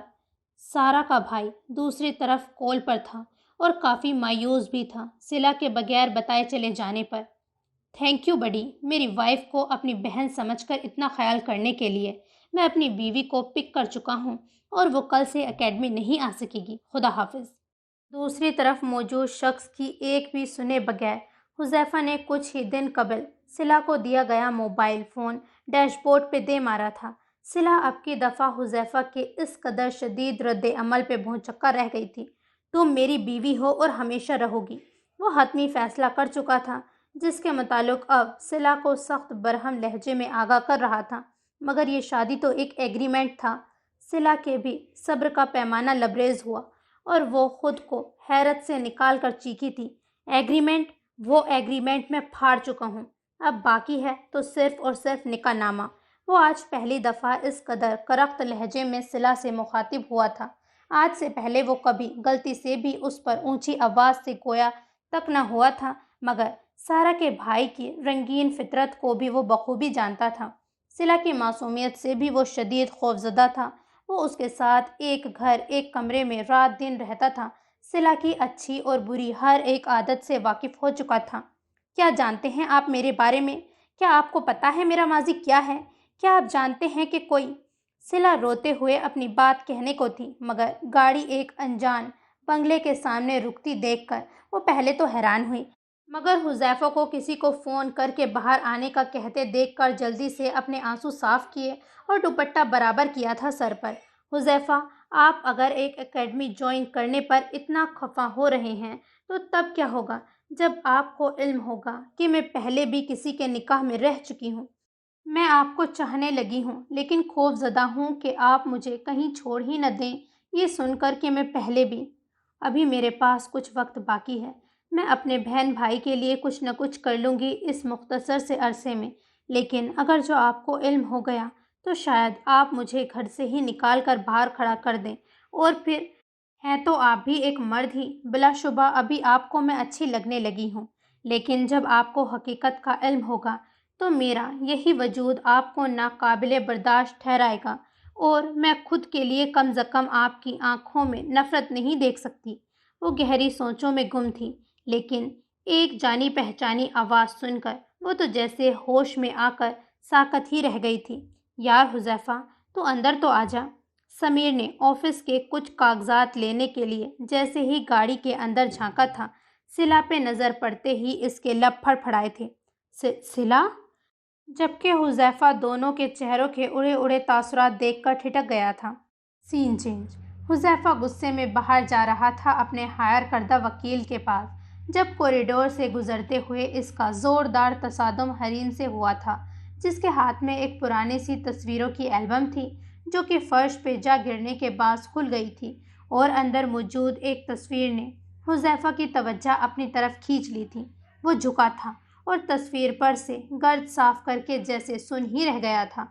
سامنے موجود تصویر میں 3 ماہ کی بچی کسی آدمی کی گود میں شریر مسکراہٹ لیے ہوئے تھی، جبکہ دوسری طرف موجود ایک لڑکی تھی جو کہ شاید تصویر میں موجود آدمی کی بیوی تھی، کیونکہ اس عورت کے شانے پہ دراز ہاتھ اور عورت کی شرمگی مسکراہٹ واضح بتا رہی تھی کہ وہ اس شخص کی بیوی ہے، اور یہی نہیں، وہ اس مکمل گھرانے کو پہچان بھی چکا تھا۔ یہ وہی گھرانہ تھا جو آج سے کچھ سالوں پہلے حذیفہ کے ماموں کے گھر کے بالکل برابر میں رہائش پذیر تھا، لیکن پھر اچانک راتوں رات کسی دوسری جگہ گھر لے کر ایسے شفٹ ہوئے تھے جیسے کسی نے بندوق کے زور پہ خالی کروایا ہو۔ ان دونوں کے ساتھ موجود درمیانی عمر کی خاتون کو دیکھنے کے بعد وہ بغیر کسی دوسری بات کے یہ دعوے سے کہہ سکتا تھا کہ وہ عورت کوئی اور نہیں، اس کی ماں تھی۔ اگلی تصویر میں وہی سب لوگ تھے، مگر ایک اور تقریباً 11 سالہ بچی اور 14 سال کے بچے کا اضافہ تھا۔ کون ہیں یہ سب لوگ؟ حذیفہ کے لہجے میں کرب پنہاں تھا۔ وہ اپنے بدترین شک کی تصدیق چاہتا تھا۔ یہ میری فیملی ہے، صبیحہ آپی، بھائی، ماما، بابا اور میں۔ اور تم؟ حذیفہ کے ذہن میں چھناکا سا ہوا تھا، کیونکہ تصویر میں موجود 2 بچے تو اس کو یاد تھے اور ان کے ماں باپ بھی، لیکن تیسری اس کی اپنی ماں، اور وہ بچی کون تھی یہ اس کو نہیں معلوم تھا۔ یہ میں ہوں۔ حریم نے 6 ماہ کی بچی کی طرف اشارہ کیا۔ اور یہ؟ حذیفہ ضبط کی کڑی منزلیں طے کرتے ہوئے پوچھ رہا تھا۔ یہ میری سگی ماں ہے، انہی سے لے کر مجھے پالا گیا تھا۔ حریم نے الجھن بھری نظروں سے حذیفہ کو دیکھا، جس کے چہرے کے تاثرات نافہم ہو رہے تھے۔ حیرت انگیز طور پر حریم نے جس گھرانے کے آگے گاڑی رکوائی تھی وہ کسی اور کا نہیں بلکہ سمیر کا تھا۔ صلا بھی ساتھ ہی تھی، اور وہ بھی اتنی ہی حیران تھی جتنا کہ حذیفہ، کیونکہ صلا کی بھی 2 روز قبل ادھر ہی سمیر سے ملاقات ہوئی تھی۔ حذیفہ شدید حیران تھا کہ آخر ماجرا کیا ہے۔ ذہنی کی وجہ سے اس نے کبھی یہ جان لینے کی کوشش ہی نہیں کی تھی کہ حریم کون ہے، کس خاندان سے ہے، یا پھر اس کا ولی وارث کون ہے۔ جتنا کچھ پتہ چلا تھا وہ سب حمزہ سے ہی پتہ چلا تھا۔ تم یہاں مجھے کیوں لے کر آئی ہو؟ یہ تو میرے بزنس پارٹنر سمیر کا گھر ہے۔ جی اچھا بھائی، لیکن یہ میرے بہنوئی کا گھر بھی ہے، حریم نے تھکے تھکے لہجے میں جواب دیا تھا۔ بہن اور بہنوئی کو لے کر بڑی سخت یادیں وابستہ تھیں اس کی، اور اب بھی وہ صلا کا ہاتھ تھامے سہارے سے کھڑی تھی۔ ابھی اس کو ہاسپٹل سے آئے زیادہ دن نہیں گزرے تھے، اسی لیے حد درجہ کمزوری کا شکار تھی۔ تو یہ وجہ تھی حمزہ تمہاری خاموشی کی۔ تم نے مجھے اسی لیے حقیقت سے دور رکھا کیونکہ تم سمیر کو جانتے تھے۔ تم یہ بھی جانتے تھے کہ سمیر کے شیئرز ہمارے بزنس میں لگے ہوئے ہیں۔ کاش تم مجھے اس وقت سمیر کی اصلیت سے واقف کرتے، لیکن ابھی بھی پانی سر سے نہیں گزرا ہے۔ جن لوگوں نے صلا، تمہاری، زینی اور حریم کی زندگیوں سے کھیلا ہے، میں ان کو انجام تک جلد پہنچا دوں گا۔ حذیفہ کے ذہن نے سب کچھ اس پر بڑی تیزی سے واضح کر ڈالا تھا، لیکن اس سے پہلے وہ حریم کی بہن سے ملنا چاہتا تھا جس کو اس کی ماں کے بارے میں مکمل علم تھا۔ حریم کے ساتھ وہ لوگ سمیر کے گھر میں موجود تھے۔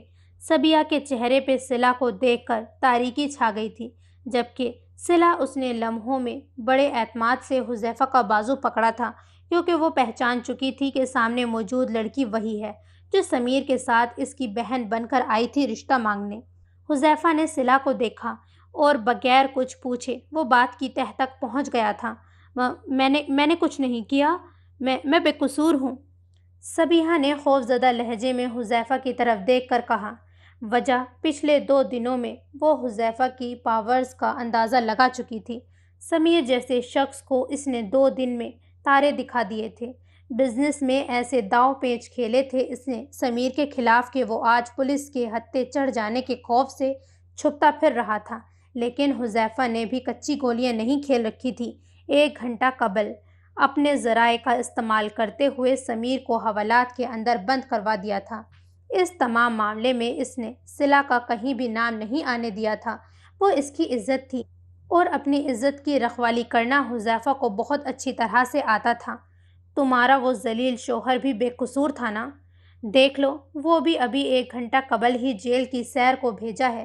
اس کو اب تمہاری باری ہے۔ میں سب بتا دوں گی۔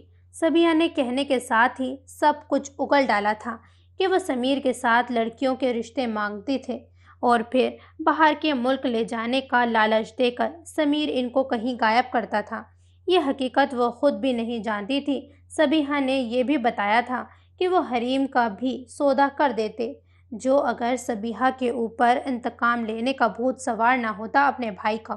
یہ سب تو تم نے وہ بتایا ہے جو تمہیں بھی سمیر کا دیدار جیل میں کروائے گا۔ اب ذرا یہ بتاؤ یہ کون خاتون ہے جلدی، ورنہ تمہیں ابھی موت کے منہ دھکیل دوں گا۔ حذیفہ نے کہتے کے ساتھ ہی سبیحہ کو گردن سے دبوچا تھا، جبکہ حریم نے سبیحہ کے ہاتھ کو پشت پہ لے جا کر جکڑا تھا اور صلہ نے ایک زوردار تھپڑ اس کے منہ پہ جڑ دیا تھا۔ یہ ہمارے گھر رہا کرتی تھیں۔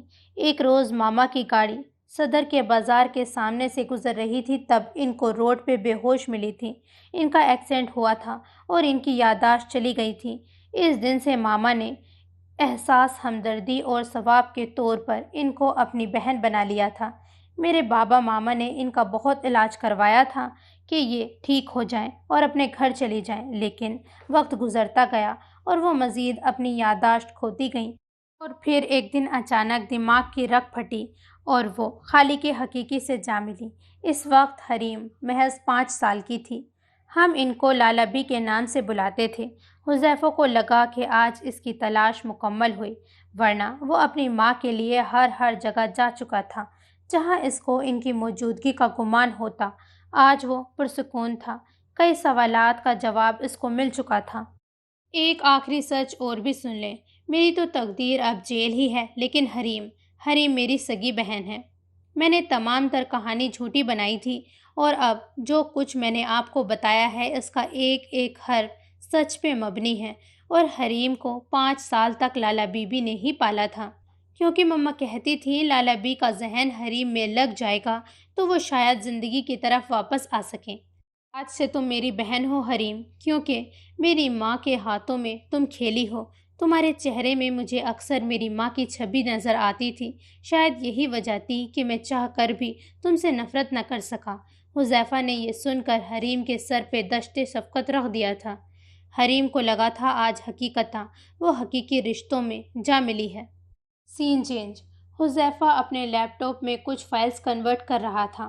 رات کے 9 بجنے کو تھے اور وہ کھانے وغیرہ سے فارغ ہو کر آرام دہ لباس پہنے بیڈ کے ارد گرد ڈھیر ساری فائلز پھیلائے کام میں گم تھا۔ صلہ ہچکچاتے ہوئے جب کچن سے تمام کام نپٹا کر کمرے میں داخل ہوئی، اس وقت حذیفہ کچھ دیر کے لیے بیڈ کراؤن سے ٹیک لگائے آنکھوں کو پرسکون کرنے کی کوشش کر رہا تھا۔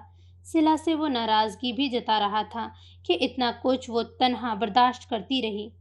آج 1 ہفتہ ہونے کو آیا تھا، مگر حذیفہ بس منہ پھلائے روٹھے صنم کی طرح صلہ کے سامنے گھوم رہا تھا۔ صلہ دبے قدموں چلتی ہوئی حذیفہ کے بالکل سامنے جا کھڑی ہوئی اور بغیر آہٹ پیدا کیے ایک ٹک اس کو بس اپنی نظروں میں اتارتی رہی، اور پھر بے ساختگی میں حذیفہ کے چہرے پر جھک کر اس کی سبھی پیشانی پہ اپنی محبت کی پرحدت مہر ثبت کی، جب بالکل ہی اچانک صلہ کی مرمری کلائی کو حذیفہ نے اپنے ہاتھ میں جکڑا تھا۔ صلہ تو جیسے سرد پڑ گئی تھی۔ وہ تو یہی سمجھ رہی تھی کہ حذیفہ سو رہا ہے، لیکن کیا؟ حذیفہ نے تیوری چڑھا کر سخت لہجے میں کہتے ہوئے صلہ کو تیز نظروں سے دیکھا۔ ایسا کہتے ہوئے حذیفہ کا دل تھوڑا سا سکڑا تھا، مگر پھر دوبارہ صلہ کی خود پر بے اعتباری یاد آ گئی تھی۔ مجھے اپنے ہوم ورک میں مدد کی ضرورت ہے۔ وہ لرزتے لہجے میں نحیف سا عذر پیش کر رہی تھی۔ فی الحال کچھ بن بھی نہیں پڑ رہا تھا کہ کیا کہیں۔ میں کچھ نہیں کر سکتا۔ تم ملٹی ٹیلنٹڈ ہو، سب کچھ اکیلے ہی کر سکتی ہو، پھر بھلا میرے جیسا ادنی شخص تمہارے کیا کام آ سکے گا؟ حذیفہ خفا خفا سے لہجے میں جواب دے رہا تھا۔ صلہ کے ہوائیاں اڑے چہرے کو دیکھ رہا تھا۔ آپ بڑے ہیں بہت۔ دھت تیری کی! صلہ نے نادانستگی میں ہی حذیفہ کی دختری رگ پہ پیر رکھا تھا۔ میرے بڑے ہونے سے تمہارا کیا مطلب ہے؟ حذیفہ لڑاکا عورتوں کی طرح لڑنے مرنے پر اتر آیا تھا۔ وہ میرا مطلب ہے کہ آپ کو مجھ سے زیادہ نالج ہے، اسی لیے آپ ہی میری میتھس میں کچھ مدد کر سکتے ہیں۔ وہ اب خود کو سنبھال چکی تھی۔ میں اس میں آپ کی کوئی مدد نہیں کر سکتا۔ حذیفہ نے دو بدو مقابلہ کیا تھا۔ میں آپ کی مدد کے لیے یہاں آئی تھی، لیکن اب مجھے ضرورت نہیں رہی ہے آپ کی۔ وہ اپنی آنکھوں میں آئی نمی کو چھپانے کی ناکام کوشش کرنے لگی۔ حذیفہ کا یہ اکھڑا اکھڑا سا رویہ اس کو توڑ رہا تھا۔ پھر تم یہاں کس لیے آئی ہو؟ صلہ کے جواب پر حذیفہ کچھ اور بھی تلخ ہوا تھا۔ میں چاہتی ہوں کہ آپ مجھے سارا کا نمبر دیں تاکہ میں اس سے پڑھائی میں مدد کرنے کے لیے بلا سکوں۔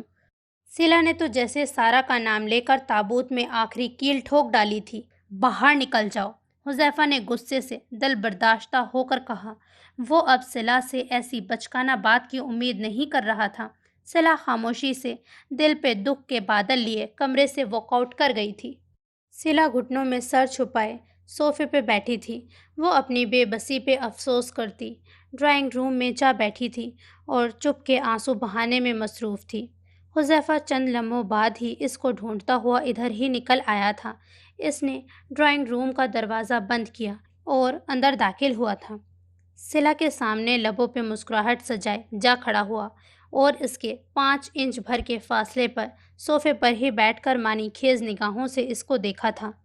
آپ کب آئے؟ اپنی پشت پہ مانوس لمس محسوس کرتی وہ ایک دم چونکی تھی۔ آنکھوں میں حیرت لیے وہ حد درجہ خفگی سے استفسار کر رہی تھی کڑے تیوروں کے ساتھ۔ دنیا میں آئے تو 29 سال ہو چکے ہیں۔ تم سے شادی ہوئے 4 ماہ اور 25 دن، اور قسمت تو دیکھو ذرا، ایک عدد بیوی کا شوہر ہو کر بھی اب تک چنو منو کی خوشخبری سے محروم ہوں۔ مجھ سے اچھا تو میرا چھوٹا بھائی فاسٹ فارورڈ نکلا ہے۔ حذیفہ اپنی ٹون میں واپس آ چکا تھا۔ صلہ کی کمر کے گرد گھیرا تنگ کر کے، اس کی پشت پہ ڈھلکا دوپٹہ سائڈ پہ کر کے، حذیفہ نے صلہ کے ریشمی لمبے صوفے کو چھوتے شہد رنگ بالوں کو ہیئر بینڈ سے آزاد کرایا تھا۔ کیا میں نے کہا ہے کہ آپ بیٹھ سکتے ہیں؟ صلہ کے چہرے پہ گلابیاں بکھری تھیں۔ حذیفہ کی کہی بات سن کے وہ خفت مٹانے کی بھرپور کوشش کرتی ناراضگی ظاہر کر رہی تھی۔ میں نے نہیں پوچھا۔ میں تو حق سے اپنا حق وصول کرنا جانتا ہوں لٹل گرل، اس نے آنچ دیتے لہجے میں صلہ کو آگاہ کیا تھا۔ اب کیوں آئے ہیں آپ؟ پہلے تو میری شکل بھی دیکھنے کے روادار نہیں تھے۔ تمہارے گلے شکوے ہی تو میں دور کرنے آیا ہوں۔ اصولہ تو یہ ڈپارٹمنٹ تمہارا تھا، مگر یار تم بھی کیا یاد رکھو گی کیسا سخی شوہر متھے لگا ہے۔ ٹھیک 3 سیکنڈ بعد حذیفہ نے بغیر کچھ کہے، صلہ کو سنبھلنے کا موقع دیے بغیر اپنے ایک ہاتھ سے صوفے پر دھکیل کر اس کو صوفے پر دراز کیا تھا اور خود اس کے اوپر جھکا۔ وہ جو دور رہ کر حرارت جان بنا ہوا ہے، وہ شخص میرے قریب ہوگا تو کیا بنے گا؟ حذیفہ کی جذبات سے بوجھل آواز میں کہے گئے اشعار اور کان کی لو کو چومتی ہوئے نرم گرم سانسیں صلہ کے دل میں ہلچل برپا کر چکی تھی۔ وہ دم سادے بغیر کسی مزاحمت کے سامنے موجود دھوپ چھاؤ کے سے مرد کو دیکھتی رہی تھی اور دل ہی دل میں خدا کی شکر گزار تھی جس نے اعتبار کرنے والا اور اعتماد جیتنے والا شوہر اس کی قسمت میں لکھا تھا۔ یقیناً نہیں لازمہ یہ اس کے ماں باپ کی ہی کوئی نیکی تھی جس کا پھل قدرت نے اس کو حذیفہ کی صورت میں ادا کیا تھا۔ بلا شبہ ہمارا ہر برا اور اچھا عمل ہماری اولاد کے لیے تحفہ ہوتا ہے جو ہمیں مکافات عمل کی صورت میں ملتا ہے، جبکہ ہماری اولاد کو خوشی یا بدنصیبی کی صورت میں۔ کہاں کھو گئی ہو؟ میں اتنا رومانٹک موڈ میں ہوں لٹل گرل اور تم ہو کہ چپ۔ اس نے صلہ کے سرد پیروں پہ اپنے پیر سے شرارت کی۔ میری مدد کریں۔ صلہ نے دبی دبی سرگوشی کی، جبکہ حذیفہ نے اس کی اس انداز پر خشمگی گھوری سے نوازا تھا۔ وہ اب بھی اس کے اوپر جھکا ہوا تھا اور صلہ کی دھڑکنوں کی آواز نے جیسے حذیفہ کے احساسات میں مزید تلاطم برپا کر ڈالا تھا۔ کیا؟ میں ہوں مدد کے لیے حاضر، کہو کیا خدمات کر سکتا ہوں؟ وہ اس کے ناک میں پروئی گئی بالی سے چھیڑ چھاڑ کر رہا تھا۔ صلہ کی ناک میں موجود بالی اس کے نوخیز حسن میں بھرپور سوگواریت پیدا کر رہی تھی، ساتھ ہی حذیفہ کو اس کا اشتیاق بھرا جذبہ ابھارنے میں پیش بھی تھی۔ پلیز، اس نے لرزتے ہوئے کہا تھا، میرا بازو، میرا وجود تھوڑا سا دب گیا ہے اور مجھے سانس بھی صحیح سے نہیں آ رہی ہے۔ میرے بازو دکھ رہے ہیں آپ کے وجن سے۔ شانوں پہ ہاتھ رکھ کر ہمت کر کے صلہ نے کہتے ہوئے پرے کرنے کی نحیف سی کوشش کی۔ جاری رکھو اپنی یہ کوشش لٹل گرل، لیکن تم میری حرارت جان بن چکی ہو۔ تم سے دوری اب ممکن نہیں۔ تمہیں محسوس کرنا میرا حق بھی ہے اور فرض بھی۔ میں کہتی ہوں آپ پلیز چلے جائیں یہاں سے، مجھے میرا ہوم ورک کرنا ہے۔ وہ ہڑبڑائی تھی۔ Home work? چلو آؤ میں تمہاری ہوم ورک میں مدد کرتا ہوں۔ حذیفہ شریر ہو رہا تھا، تمام خود ساختہ حدود کی دیواروں کو گرا دینے کو تھا۔ میں نے کہا تھا اس وقت میری مدد کریں، ہوم ورک میں؟ مجھے اب آپ کی مدد نہیں چاہیے، صلہ نے بگڑے تنفس کے ساتھ کہا تھا، مگر مجھے تو اب تمہاری ہوم ورک کے ساتھ ساتھ نیو پروجیکٹ کے لیے بھی تمہیں ریڈی کرنا ہے۔ تم پر بہت محنت کرنی پڑے گی لٹل گرل، بالکل کوری ہو تم نئے پروجیکٹ کو ڈیل کرنے کے لیے، وہ معنی خیزی سے کہتا، صوفے سے اٹھ کر صلہ کو سنبھلنے کا موقع دیے بغیر اس کو اپنی پناہوں میں بھر کے ڈرائنگ روم سے اپنے بیڈ روم تک لے کر آ چکا تھا اور کمرے میں آ کر بڑے احتیاط سے صلہ کو اس کے قدموں پہ کھڑا کیا تھا اور خود پلٹ کے کمرے کا دروازہ بند کرتا وہ پیار بھری نگاہوں سے صلہ کو دیکھ رہا تھا۔ آپ کس پروجیکٹ کی بات کر رہے ہیں؟ مجھے تو کوئی پروجیکٹ نہیں ملا۔ حذیفہ کے لمحہ بلمحہ قریب آتے قدم صلہ کے چہرے کی ہوائیاں اڑا چکے تھے، اس کا خوبصورت و نازک سراپا لرزش کی چادر اوڑھ چکا تھا۔ ڈرو نہیں، یہ میرا پروجیکٹ ہے، اس کی تیاری میں تمہیں پریکٹیکلی کرواؤں گا اور پہلی دفعہ میں ہی ایسا سمجھاؤں گا اور کر کے دکھاؤں گا کہ تمہیں دوبارہ سمجھنے کی ضرورت نہیں پڑے گی۔ مجھے نہیں چاہیے آپ کی کوئی بھی مدد، کر لیا ہے میں نے اپنا ہوم ورک، مگر مجھے تو تمہارا ہوم ورک کروانا ہے لازمی۔ حذیفہ نے مزید اس کے کچھ بھی کہنے سے پہلے اس کے لبوں کو قید کر لیا تھا۔ سین چینج۔ تم نے مجھے کیا بلایا تھا گزری شب، ذرا بتاؤ گی؟ حذیفہ شاور لے کر نکلا تھا، حسب حال بس ٹراؤزر میں ملبوس، شرٹ سے بے نیاز اور ٹاول کو لاپرواہی سے استری اسٹینڈ پر پھینکتا اور ڈریسنگ ٹیبل کے سامنے موجود اپنی لٹل گرل کے چہرے کے شرمیلے تاثرات کو انجوائے کرتا عین اس کی پشت پہ جا کھڑا ہوا اور اپنی ٹھوڑی اس کے شانے پر ٹکاتے ہوئے اس کو اپنے حصار میں لیا تھا۔ حذیفہ کی گہری آواز نے صلہ کے وجود میں لرزش پیدا کر دی تھی۔ رات کے تمام مناظر ایک دفعہ پھر سے نگاہوں کے سامنے رقصہ کر اٹھے تھے۔ ہمت ہی نہ کر پا رہی تھی وہ ان لمحات میں حذیفہ سے سامنا کرنے کی۔ وہ ایک پل میں اس کا رخ اپنی طرف پھیر کر اس کو گود میں اٹھا کر ڈریسنگ ٹیبل پر بیٹھاتا، صلہ کے ارد گرد شیشے پہ ہاتھ رکھ کے اس کے فرار کے تمام راہیں مسدود کر گیا تھا، خود سے خود تک اس کو محدود کر چکا تھا۔ کہو کیا کہا تھا مجھے، یا پھر اقرار کرو کہ میں بھی تمہاری حرارت جان بن گیا ہوں۔ جائنٹ۔ صلہ نے خلوت کے لمحات میں کہا ہوا جملہ کانپتے ہوئے دہرایا تھا۔ بہرحال اقرار محبت کرنے کی اس میں ہمت نہ تھی، وہ رات میں ہی بڑی مشکل سے حذیفہ کی جسارتیں سہ سکی تھی، کجا کہ اب تو تم اقرار نہیں کرو گی؟ حذیفہ نے اس کے مخملی سراپے پہ بھرپور نگاہوں سے دیکھتے ہوئے کہا تھا، آپ میری روح تک کو تسخیر کر چکے ہیں، میں اقرار کرتی ہوں اپنے رب کو حاضر ناظر جان کر کہ آپ میری حرارت جان بن چکے ہیں۔ حذیفہ نے صلہ کی آنکھوں سے جھانکتی سچائی کو دیکھ کر مسرور ہو کر اس کی کشادہ پیشانی پہ اپنے لب رکھے تھے، محبت کی ایک اور مہر ثبت کی۔ کچھ دن پہلے کیا تم دونوں ایک دوسرے کو جانتے ہو؟ حذیفہ نے حیرت سے صلہ کو دیکھا جس کے چہرے کی ہوائیاں اڑی ہوئی تھیں، اور پھر ایک نظر سمیر کو دیکھا جو اب نارمل ایکسپریشن چہرے پہ سجائے کھڑا تھا۔ حذیفہ پلیز چلے یہاں سے، صلہ کی آواز میں نفرت گھلی ہوئی تھی جو کہ حذیفہ کو واضح محسوس ہوئی تھی۔ ارے حذیفہ، تم نہیں جانتے کہ صلہ میری منقوہہ رہ چکی ہے۔ صلہ کے چہرے پر شاطرانہ نظر ڈال کر سمیر نے ہلکے پھلکے لہجے میں سچ آشکار کر دیا تھا حذیفہ پر، جبکہ صلہ وہ تو بس خاموش ہی رہ گئی تھی۔ جس سچ کا سامنا کرنے سے وہ خوف زدہ تھی، وہی سچ آج سر عام اس کے شوہر کے سامنے آ چکا تھا۔ کیا واہیات قسم کی باتیں کی ہیں تم نے سمیر؟ میں تمہاری جان لے لوں گا ایک لفظ بھی اگر مزید صلہ کی ذات کے لیے تمہارے منہ سے ادا ہوا تو۔ حذیفہ نے گاڑی سے اتر کر سمیر کا گریبان پکڑ لیا تھا۔ واہیات بات نہیں کر رہا ہوں میں تم سے۔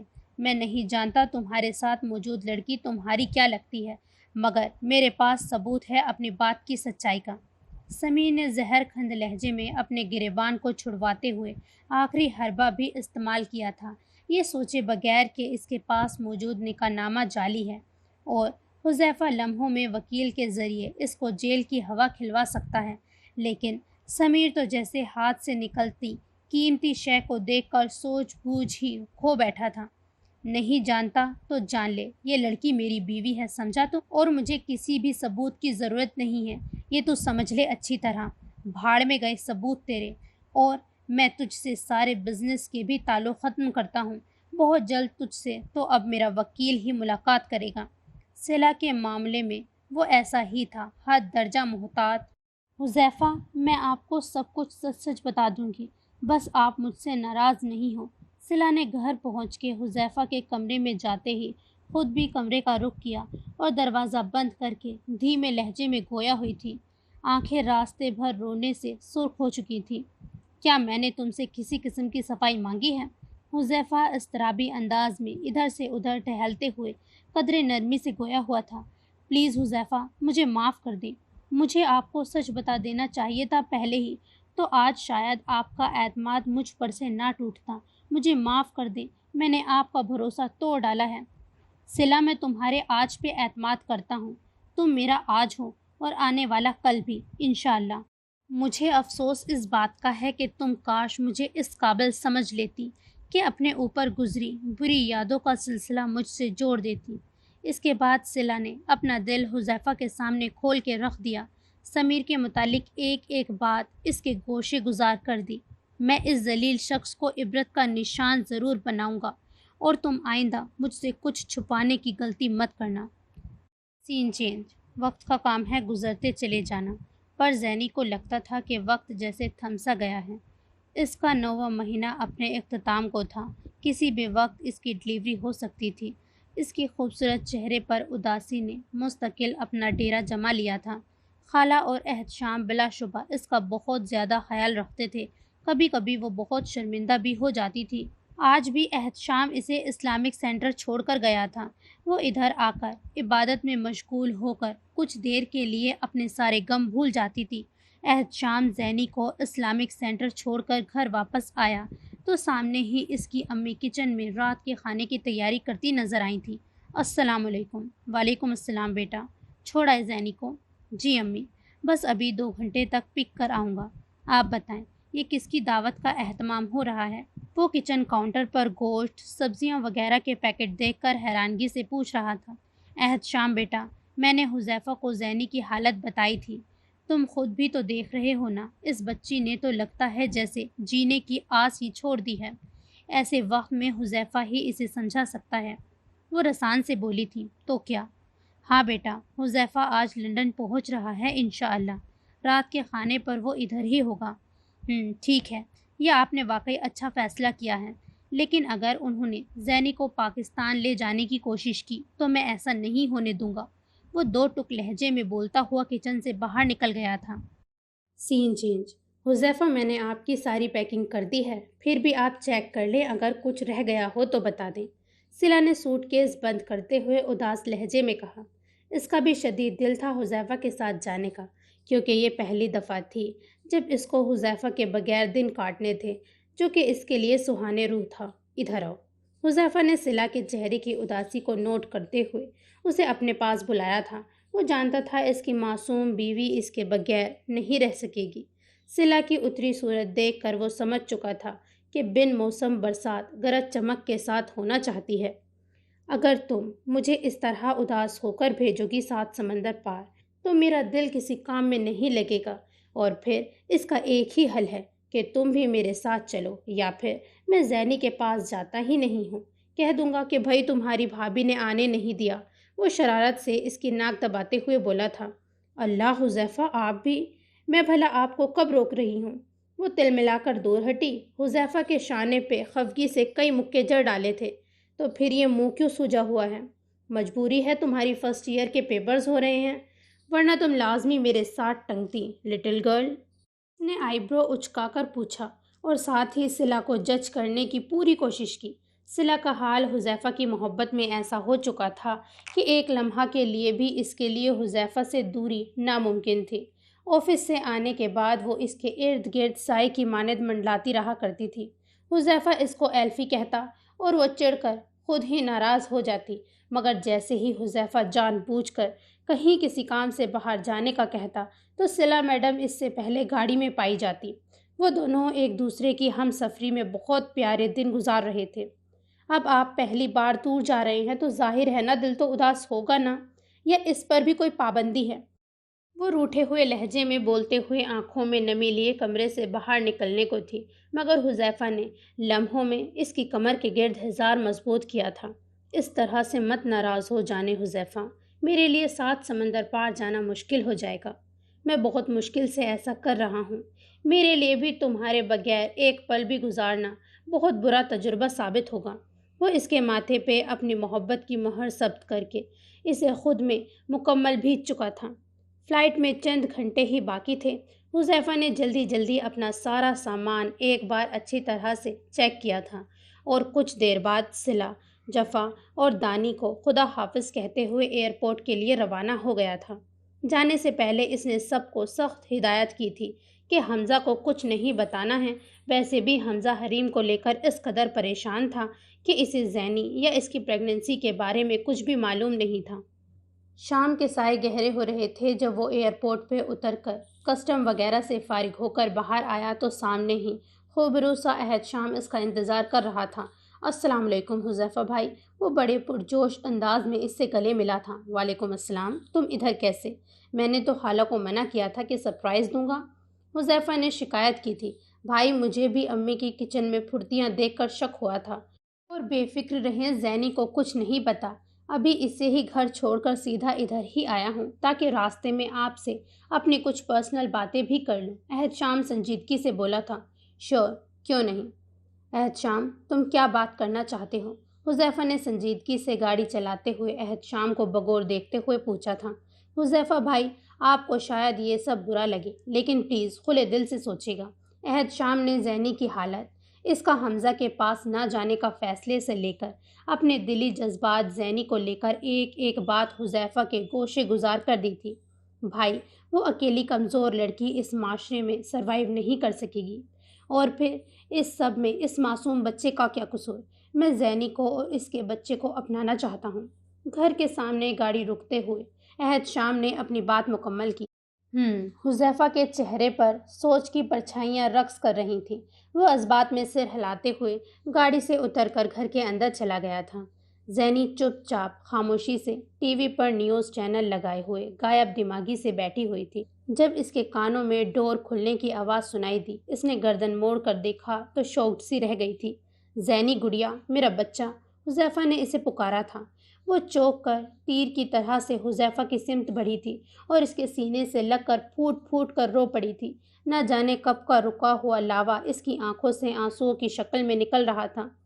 نہ سلام نہ دعا، بس وہ بچوں کی طرح اس کے سینے سے لگی روئے جا رہی تھی۔ وہ تو بس حیرت سے زینی کو دیکھ رہا تھا، جس کے چہرے پر کسی قسم کی خوشی یا سکون کا تاثر نہیں تھا۔ ایسا لگ رہا تھا کہ جیسے برسوں کی بیمار ہو۔ وہ وہیں کھڑے کھڑے زینی کے لیے، اس کی خوشیوں کے لیے فیصلہ کر چکا تھا۔ بس اب اس پر عمل کرنا تھا، اور اس بار اس نے زینی حمزہ دونوں سے سختی سے اپنی بات منوانے کی ٹھان لی تھی۔ ساری رات تکلیف میں گزار کر ایک ننھا سا گلگوٹنا سا بچہ اس کی گود میں تھا۔ یہ بچہ ہو بہو حمزہ کی کاپی تھا۔ زینی کی آنکھوں میں اسے دیکھ کر ماضی گھوم رہا تھا جب عہد شام نے اس کی گود سے بچہ لے لیا تھا۔ خبردار، جو میرے بیٹے کو دیکھ کر تم نے رونا دھونا مچایا، وہ پیار سے بچے کا ماتھا چومتے ہوئے بولا تھا۔ عہد شام ٹھیک کہہ رہا ہے زینی، دیکھو تو اللہ نے تمہیں کتنی بڑی نعمت سے نوازا ہے۔ خبردار جو تم نے ایک بھی آنسو بہایا، حذیفہ نے ٹوکا تھا۔ خالہ سارے ہاسپٹل کی نرسوں کا منہ میٹھا کروانے میں لگی ہوئی تھی۔ احتشام، زینی اور بچہ ایک پرفیکٹ فیملی کی جیتی جاگتی تصویر لگ رہے تھے۔ 3 دن بعد زینی کو ہاسپٹل سے گھر لے کر آیا گیا تھا۔ گھر آئی تو حذیفہ واپس پاکستان جانے کی تیاری کیے ہوئے تھا۔ بھائی، ابھی تو آپ آئے تھے، اتنی جلدی واپس جا رہے ہیں؟ زینی نے حذیفہ کے کمرے میں داخل ہوتے ہی شکوہ کیا تھا۔ بیٹا، ابھی جا کر مجھے کچھ اہم کام کرنے ہیں اور تم ادھر آؤ، میرے پاس بیٹھو۔ اس نے زینی کو ساتھ بٹھایا تھا۔ زینی، میں جو کہہ رہا ہوں اسے بہت غور سے سننا۔ ساری زندگی اس طرح سے اکیلے نہیں گزاری جا سکتی۔ ہمارا تو مذہب بھی کہتا ہے کہ لڑکی کی شادی وقت پر کرو اور بیوہ طلاق یافتہ کی شادی میں جلدی کرو، پر بھائی میں بیوہ یا طلاق یافتہ تو نہیں ہوں۔ زینی نے زخمی لہجے میں کہا تھا۔ میں تمہارے سامنے 2 راستے رکھتا ہوں، یا تو تم حمزہ سے طلاق لو اور احتشام کے ساتھ اپنا گھر بساؤ۔ یقین کرو وہ تمہیں بہت چاہتا ہے، میں نے اس کی آنکھوں میں تمہارے لیے عزت محبت دیکھی ہے، وہ تمہیں بہت خوش رکھے گا۔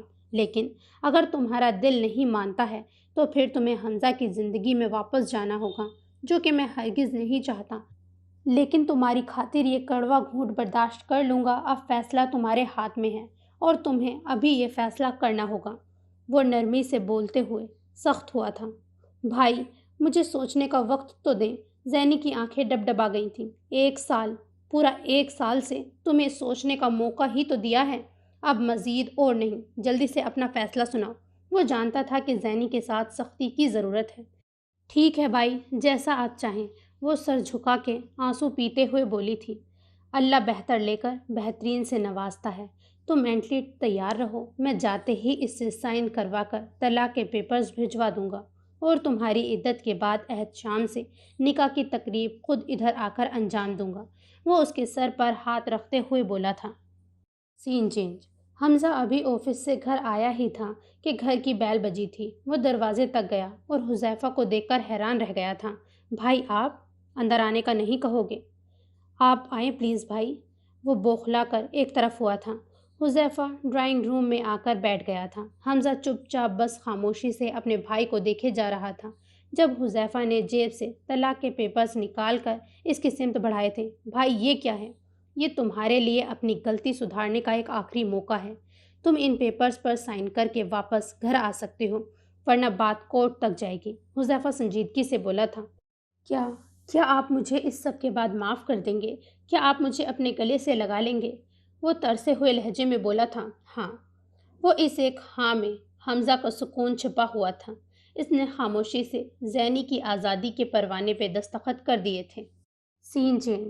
سارے راستے بھر زینی کچھ نہیں بولی تھی۔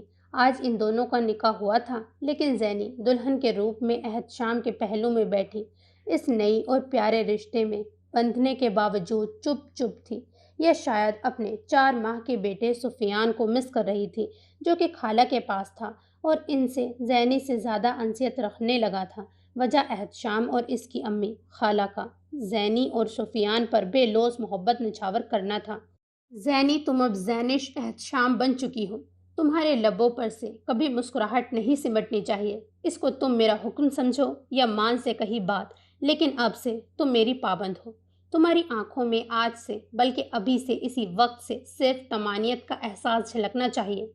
وہ باہر گاڑی سے جھانکتے ہوئے بھاگتے دوڑتے مناظر دیکھنے میں غرق تھی، یا شاید احتشام سے گریزاں تھی۔ نئے بنے رشتے سے احتشام سے اس کو جھجک سی محسوس ہو رہی تھی، لیکن احتشام کے گھمبیر اور حد درجہ سنجیدہ لہجے میں کہی بات پہ وہ خود کو اس کی طرف رخ پھیرنے سے روک نہیں سکی تھی۔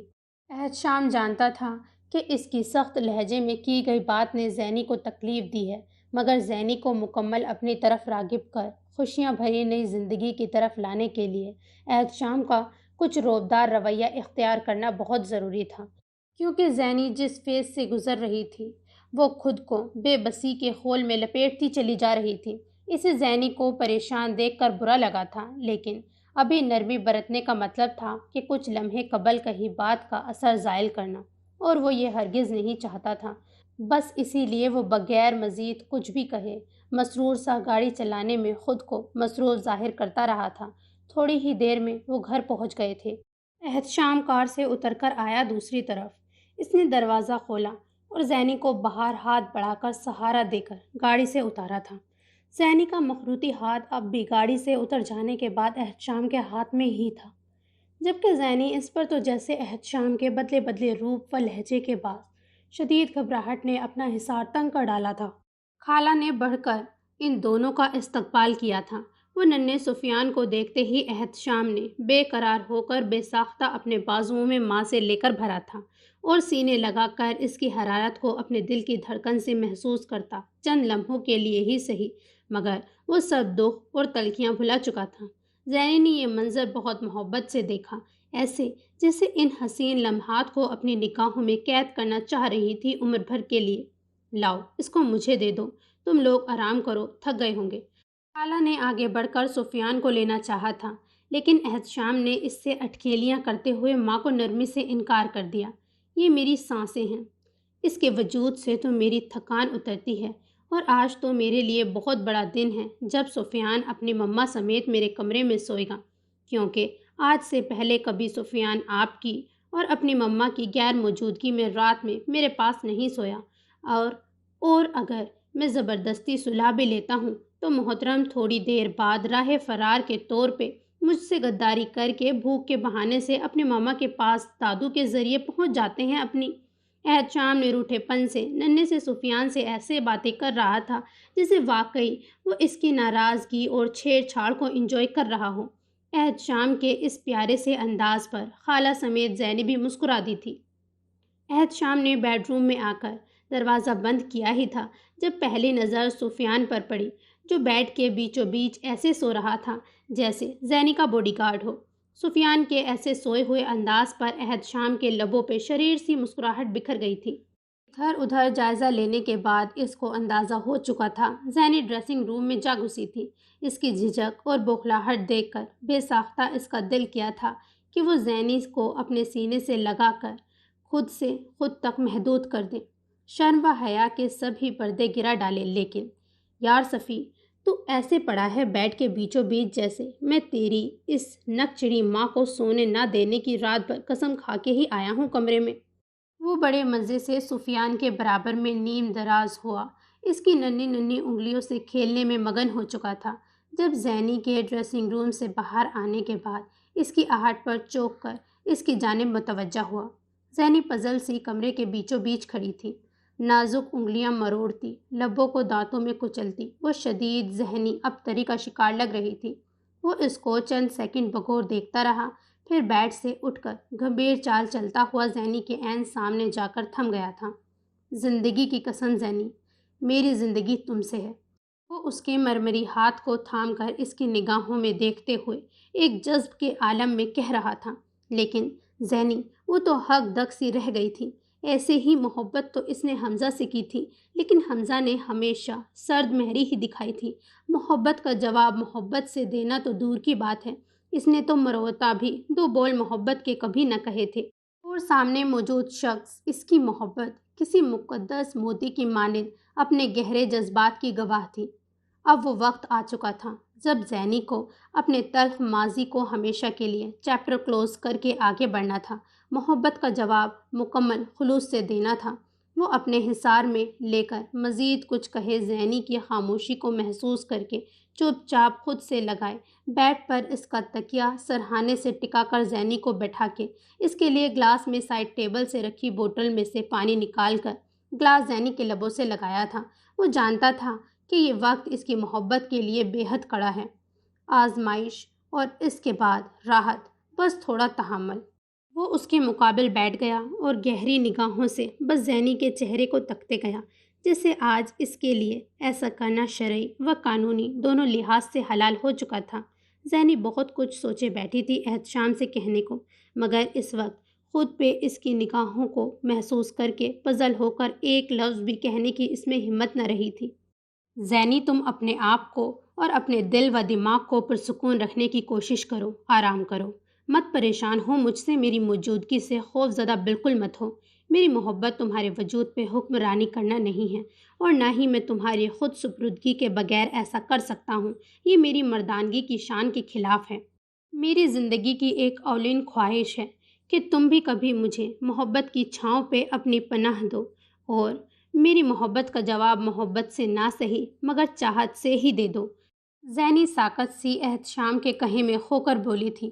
احتشام، وہ نگاہیں جھکائیں، سرگوشیانہ انداز میں گویا ہوئی۔ جی جانے احتشام، کہو، میں ہمتن گوش ہوں میری اینجل۔ مجھے آج پتہ چلا ہے کہ کسی کو چاہے جانا اور کسی کا خود کو چاہنا کیا ہوتا ہے۔ بلا شبہ اپنے آپ کو چاہے جانے کا احساس ہی ایسا ہے کہ معمولی انسان بھی مغرور ہو جاتا ہے۔ ہاں، مگر ہمیں ہر حال میں خدا کا شکر گزار ہونا چاہیے، شکر ادا کرتی رہنا چاہیے۔ مغروریت میرے رب کو پسند نہیں ہے ذہنی۔ چلو اب تم سو جاؤ، شاباش، تمہیں آرام کی ضرورت ہے۔ احتشام اس کے اوپر کمفرٹر پھیلا کر سفیان کو بوسہ دے کر ایک مطمئن نظر زینی پر ڈال کر پلٹنے کو تھا، جب زینی نے اس کے ہاتھ کو بڑھ کر تھاما تھا۔ احتشام زیر لب مسکرا دیا، بغیر رخ موڑے وہ زینی کے پاکیزہ لمس سے خود کو سیراب کر رہا تھا۔ مجھے آپ کی ضرورت ہے، مجھے آپ کی محبت کی چاہ ہے۔ میں خود کو چاہے جانے کا احساس محسوس کرنا چاہتی ہوں۔ میں محبت کے لیے ترس گئی ہوں۔ آپ کی محبت میں خود کو پور بھگو کر روح کو پرسکون کرنا چاہتی ہوں۔ زینی نے محبت کی واہ ہوئی باہوں کو تھام کر نئی زندگی کی شروعات میں پہل کر ڈالی تھی۔ ختم شد۔ So this is the end of novel. I hope you like it and don't forget to like, subscribe and comment at yours narrator. Khuda Hafiz.